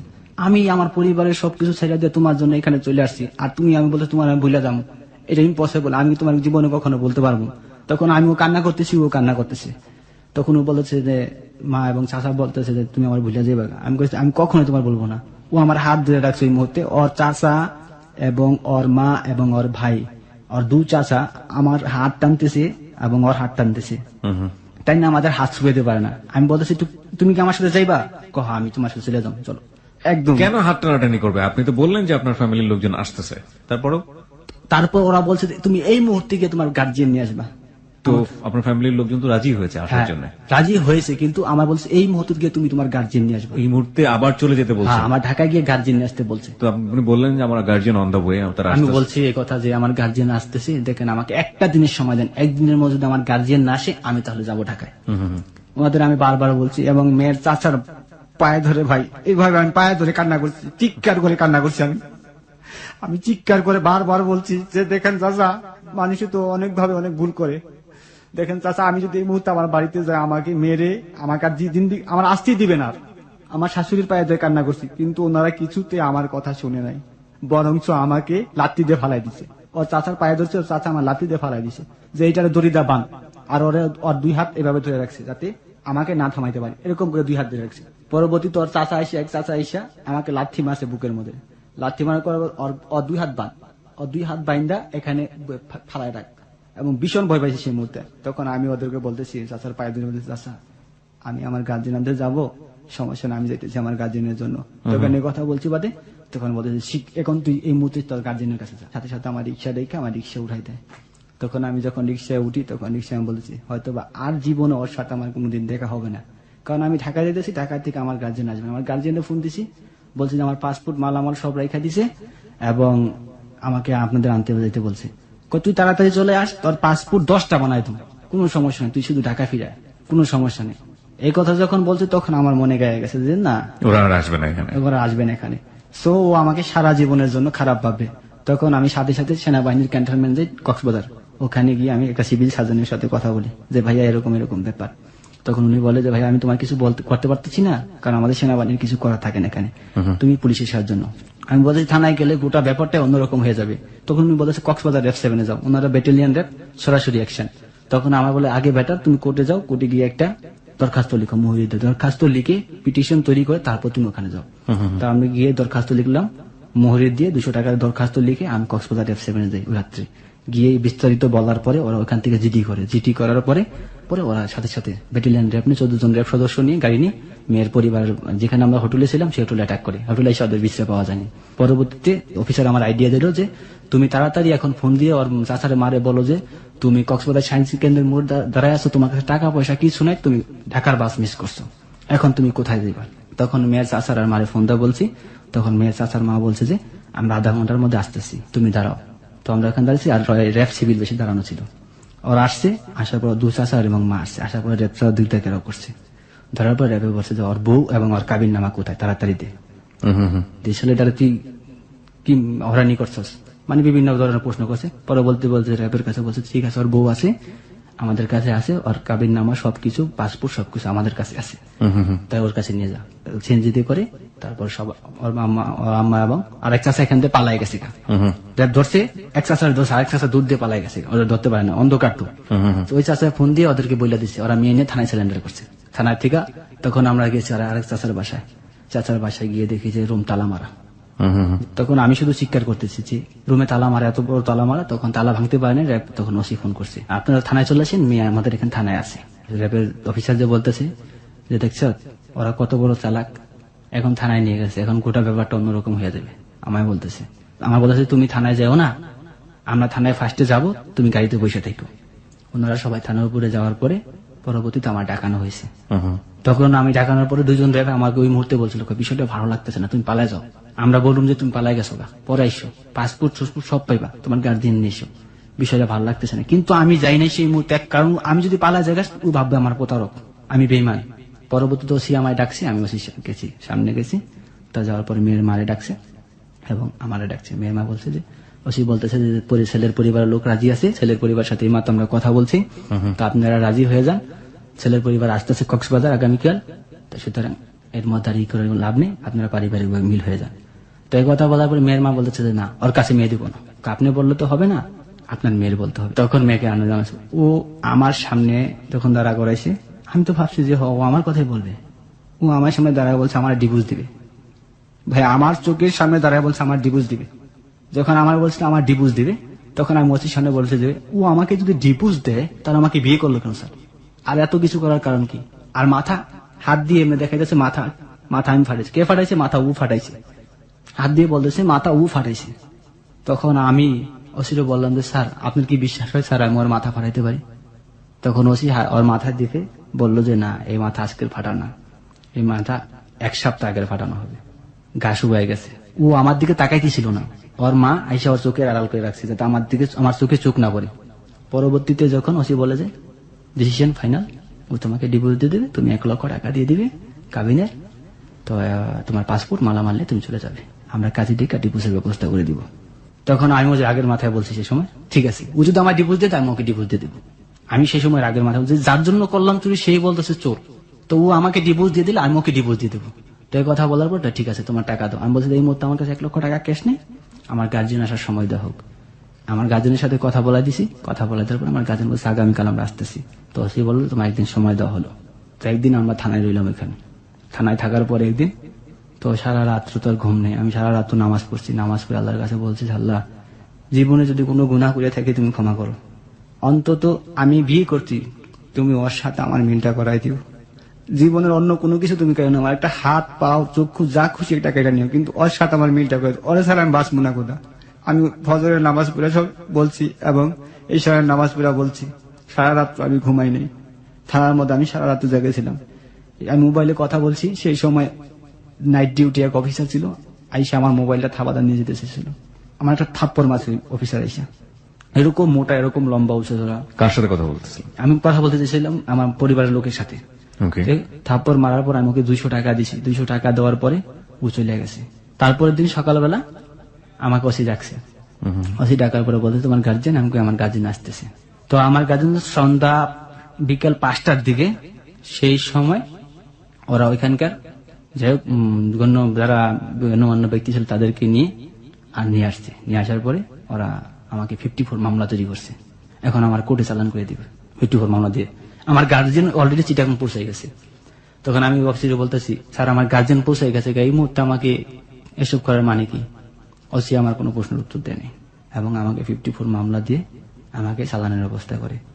এবং সেই মুহূর্তে ও ওখানে তারা ছিল স্টেটমেন্ট নেওয়া হয়। স্টেটমেন্ট? হ্যাঁ, স্টেটমেন্ট যখন নেওয়া হয় তখন ওই লিখিত স্টেটমেন্ট দেয়, সেই অনুসারে কেস তৈরি করা হয়। ও যখন নাকি সামনে ওখানে বসে রয়েছে, আমি এখানে দাঁড়ানো, আমার হাতে হ্যান্ডকাপ পরায় যখন ও আমার সামনে দেখতেছে, আমি শুধু ওর দিকে তাকাইয়া শুধু আমার চোখের পানি অটোমেটিকলি পড়তেছে। চোখের পানি আমি চাইতেছি না চোখের পানি আমার সামনে ফায়ার, কিন্তু অটোমেটিকলি পড়তেছে। তারপর আমি স্যার আমার একটু হ্যান্ডকাপটা খোলেন, স্যার আমি একটু টয়লেটে যাবো।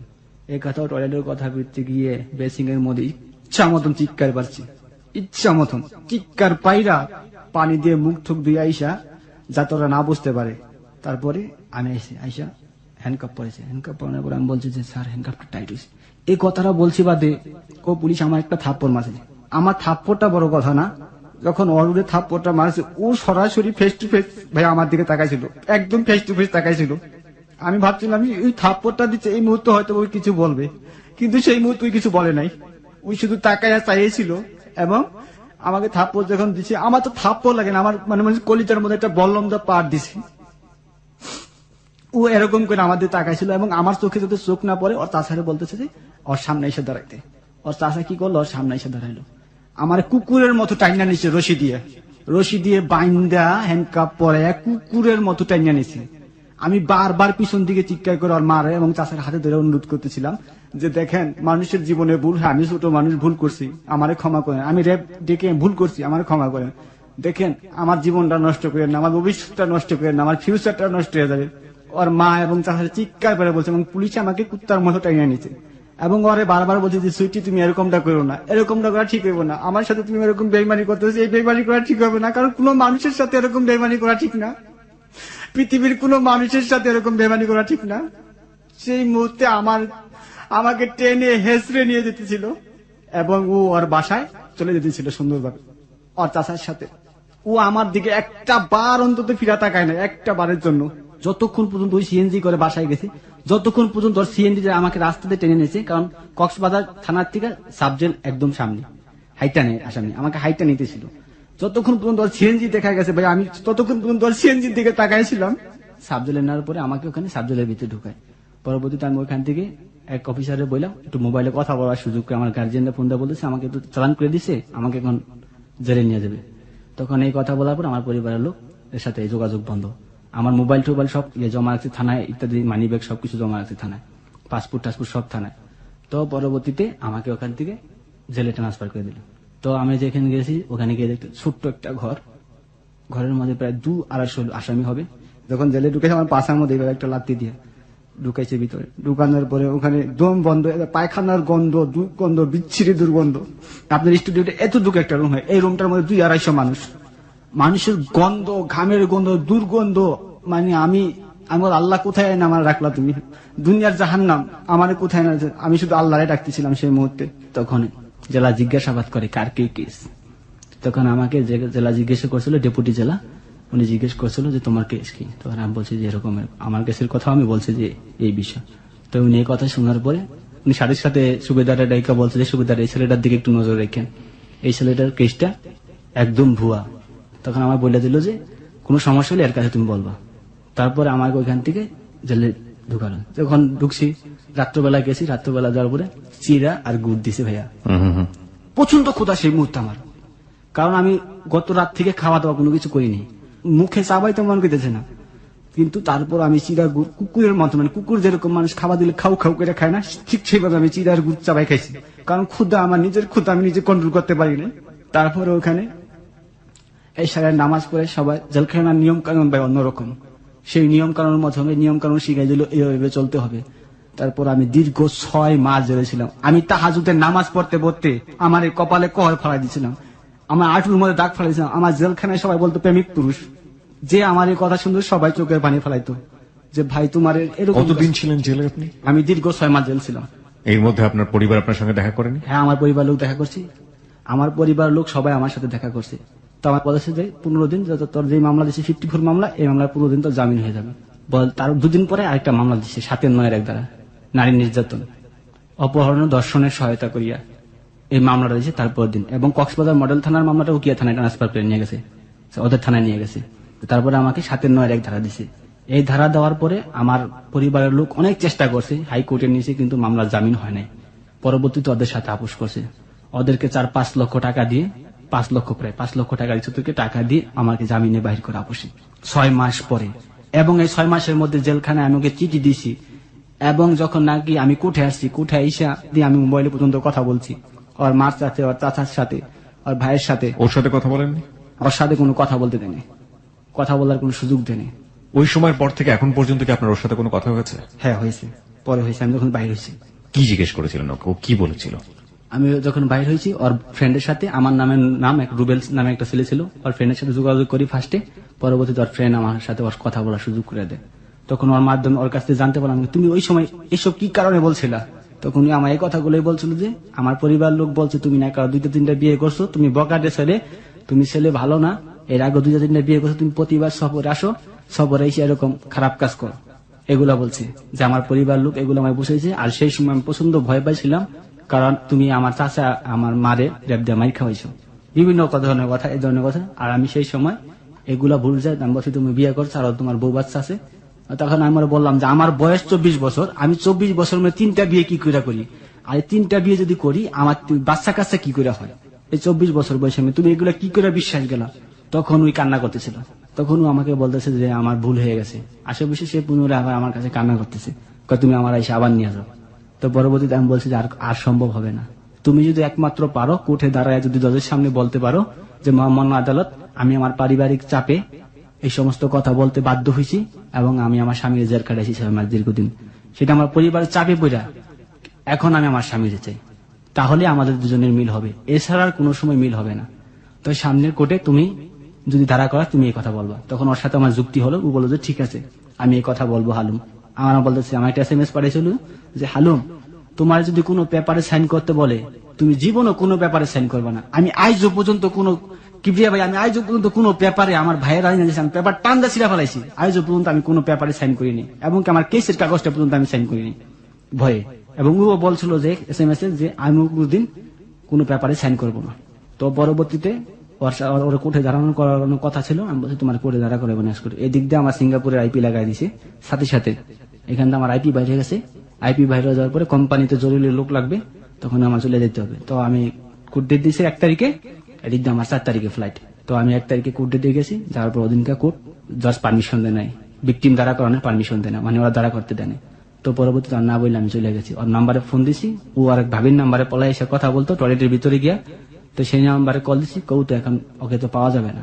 এই দিক দিয়ে আমার বাড়ির লোক টের পেয়ে গেছে, এবং ওরাও টের পেয়ে গেছে। এই দিক দিয়ে আমার বাড়ির লোকের কাছে ওর মা ফোন দেওয়া হয়েছে, আপনার ভাই এখন তুই ওর সাথে যোগাযোগ করে।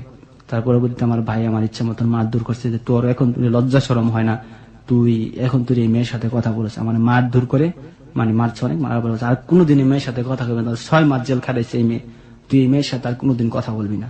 সিঙ্গাপুর যখন চলে আসি 3 দিন পরে 4 দিন পরে ওর সাথে যোগাযোগ করি, দেখো আমি তো এরকম এরকম সিঙ্গাপুর চলে এসেছি। তখনই আমার অবিশ্বাস করে, তখন বলে যে তুমি তো সিঙ্গাপুর গেছো, এখন তো স্বপ্নের জগতে চলে গেছো, এই কথা বলে। আমি কই দেখো আমি তোমার এখন তুই ভালো, আমি এখানে আসছি শুধু টাকার জন্য, অন্য কিছুর জন্য না, তোমার আমার ভালোর জন্য।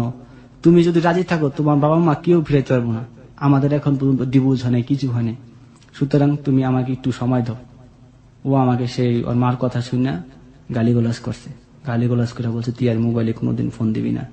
আর বান্ধবীর মার সাথে আমি কথা বলছি, দেখে আমার বলছে তুই আমার বান্ধবীর মার কাছে কি বলছস, আর কোনোদিন এই মোবাইলে ফোন দিবি না। আমি শুধু চোখের পানি ধরেছি সেই মুহূর্তে, রাত 12টা বাজে, ছাদের উপরে যখন মানুষ ঘুমায় যেত, আমি রাতের উপর গিয়া জায়নামাজ বিছে আল্লাহর কাছে কান্দা বলতাম, আল্লাহ আমার জীবন আমি কি পাপ করছিলাম যার কারণে তুমি আমার এমন শাস্তি দিচ্ছ।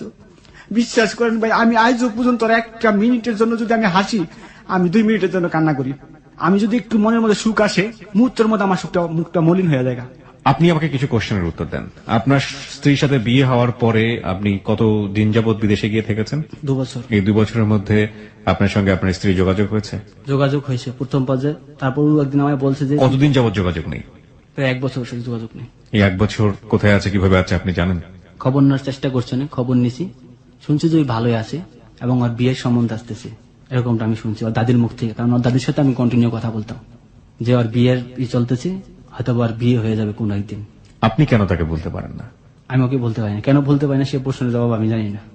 এই প্রশ্নের জবাব আমাদেরও জানা নেই, তবে কিছু কথা বলার আছে। একটা হচ্ছে যে মানুষটা আপনাকে ভালোবেসে এত দূর পর্যন্ত করে ফেললো, সেই মানুষটাই যদি কারো দ্বারা ডিমোটিভেট হয়ে, আমরা যদি আপনাকে বিলিভ করি, তাহলে বলতে হবে এভাবে যে কারো দ্বারা ডিমোটিভেট হয়ে, কারো দ্বারা আপনার সম্পর্কে বাজে কিছু শুনে আপনাকেই এত বড় শাস্তির কাঠগড়ায় দাঁড় করিয়ে দিতে পারে, সেই মানুষটাকে নিয়ে আপনি বাকি জীবন চিন্তা করবেন? আমি একটা জিনিস বুঝি সবসময়, যে ভালোবাসাকে সব লজিক দিয়ে বিচার করা যায় না। একটা মানুষকে যদি আপনি ভালোবাসেন, সে মানুষটা যদি আপনাকে শাস্তি দেবে, বা সে মানুষটা যদি আপনাকে শাস্তি দেয়, তাহলে এই শাস্তিটাই নাকি অমীয় হয়ে যায়, এটা নাকি সুধা হয়ে যায়। তবে এটা পেইন, অনেক বড় একটা পেইন। আমাদের যিনি আজকে এখানে সে জীবনের গল্প বললেন, একজন প্রবাসী বাঙালি, সিঙ্গাপুরে থাকেন ভদ্রলোক, রুবেল। আপনি সিঙ্গাপুরে ফিরে যাবেন কবে? চলে যাবো কিছুদিন। 1 বছরও আপনি তাকে ভুলতে পারেননি। বিয়ে হয়েছিল কত সালে? 2012 সেপ্টেম্বরে। 2012 সেপ্টেম্বরে। আর আজকে হচ্ছে 2014 অক্টোবর। তার মানে 2 বছর হয়ে গেল। ওকে প্রিয় শ্রোতা, কি বলার আছে বলুন? হয়তোবা আপনারা আপনাদের জায়গাটা থেকে মেয়েটাকে গালমন্দ করছেন, ওর ওয়াইফকে। ও কিন্তু অসম্ভব ভালোবাসে এখন পর্যন্ত। ওর ভাষায় সেটা হচ্ছে টুকটুকি এবং সুইটি, অনেক অনেক বেশি ভালোবাসে। সুতরাং আমরা ওই জায়গাটা থেকে আমরা কাউকে গালি দিব না, 1। আর 2 নম্বর যেটা, সেটা হচ্ছে যে ওর একটা বড় ভুলের জায়গা। এই ভুলের জায়গাটাতে যদি আমরা বলি যে হ্যাঁ, বিয়ে করার জায়গাটা, এই জায়গাটা হচ্ছে মস্ত বড় রকম একটা ভুলের জায়গা। এটা অবশ্যই নিজ সিদ্ধান্ত নিয়ে এভাবে করাটা কোনোভাবেই উচিত ছিল না। এবং বিশ্বাসের জায়গা বলেন, আত্মবিশ্বাসের জায়গা বলেন, কমফোর্টের জায়গা বলেন, যে জায়গাটাই হোক না কেন, সেটা হচ্ছে দুজন দুজনের প্রতি অগাধ বিশ্বাস। দুনিয়া উল্টে গেলেও দুজন দুজনের হাত ছাড়বো না। এবং শেষ পর্যন্ত দুনিয়া উল্টে যায়নি, কিন্তু দুজন দুজনের জায়গাটা থেকে অনেক বেশি উল্টে গেছে। এইটাই হচ্ছে আমাদের আজকের হ্যালো 8920 সবচাইতে বড় লেসনের জায়গা। আমরা যখন একজন মানুষকে ভালোবাসি, তার জন্য জগৎ সংসার সবকিছু ছেড়ে দিয়ে তার হাতটা ধরি, কিন্তু সেই জগৎ সংসার যখন আমাদের মুখোমুখি হয়ে যায়, তখন সেই হাতটা কোনো না কোনো ভাবে আমাদের হাতটা ফসকে যায়। এবং এই ফসকে যাওয়ার ঘটনা যে দুনিয়াতে হরহামেশাই ঘটছে আমাদের সমাজে, সেটার একটা বাস্তব উদাহরণ আমরা আজকে দেখলাম। গানে গানে একটা কথা আছে যে পিরিতি কাঁঠালের আটা, লাগলে জোড়া খসে না। এই কাঁঠালের আঠার মতো প্রেম আজকের এই সময় বা আজকের এই জগতে খুঁজে পাওয়া খুব দুষ্কর। এবং তারপরও সুপার গ্লু যেখানে কাজ করে না, সেখানে কাঁঠালের আটা কতটুকুই বা কাজ করবে। যাই হোক, একটা কথা বলার আছে যে আমরা যেন রুবেলের কাছ থেকে এই লেসনটা নেই, যে আমরা যারা এরকম সিদ্ধান্ত নিয়ে ফেলি, হ্যাঁ, বিয়ে শাদীর ক্ষেত্রে পরিবারকে দূরে রেখে, আইনকে দূরে রেখে, নিয়মকে দূরে রেখে, তারা ওই আইনের মুখোমুখি হলে, সামাজিকতার মুখোমুখি হলে, পরিবারের মুখোমুখি হলে কতটুকু নিজেরা ধকল সামলিয়ে উঠতে পারবো। এবং সেই সময়টাতে ওই কথাটা ঠিক থাকবে তো, যে হ্যাঁ, যাই হোক না কেন, যেটাই হোক না কেন, মরে যাবো তোমার জন্য, তবুও তোমাকে ছাড়বো না। কারণ আমরা দেখেছি ম্যাক্সিমাম টাইম পুলিশের কাছে গেলে বা আইনের কাছে গেলে শেষ পর্যন্ত পরিবারেরই পক্ষ নেয়, ওই ভালোবাসার মানুষের পক্ষ নেয়ার কথাটা মনে থাকে না, মাথায় থাকে না। হরহামেশা 2-1টা যে এক্সেপশনাল ঘটনা, তা কিন্তু না। এবার আপনি আপনার জায়গা থেকে আপনার জীবনের ক্ষেত্রে একটু চিন্তা ভাবনা করে নেবেন, এইরকম রুবেলের মতো যেন আপনার জীবন না হয়, এটাই হচ্ছে আমাদের বলা।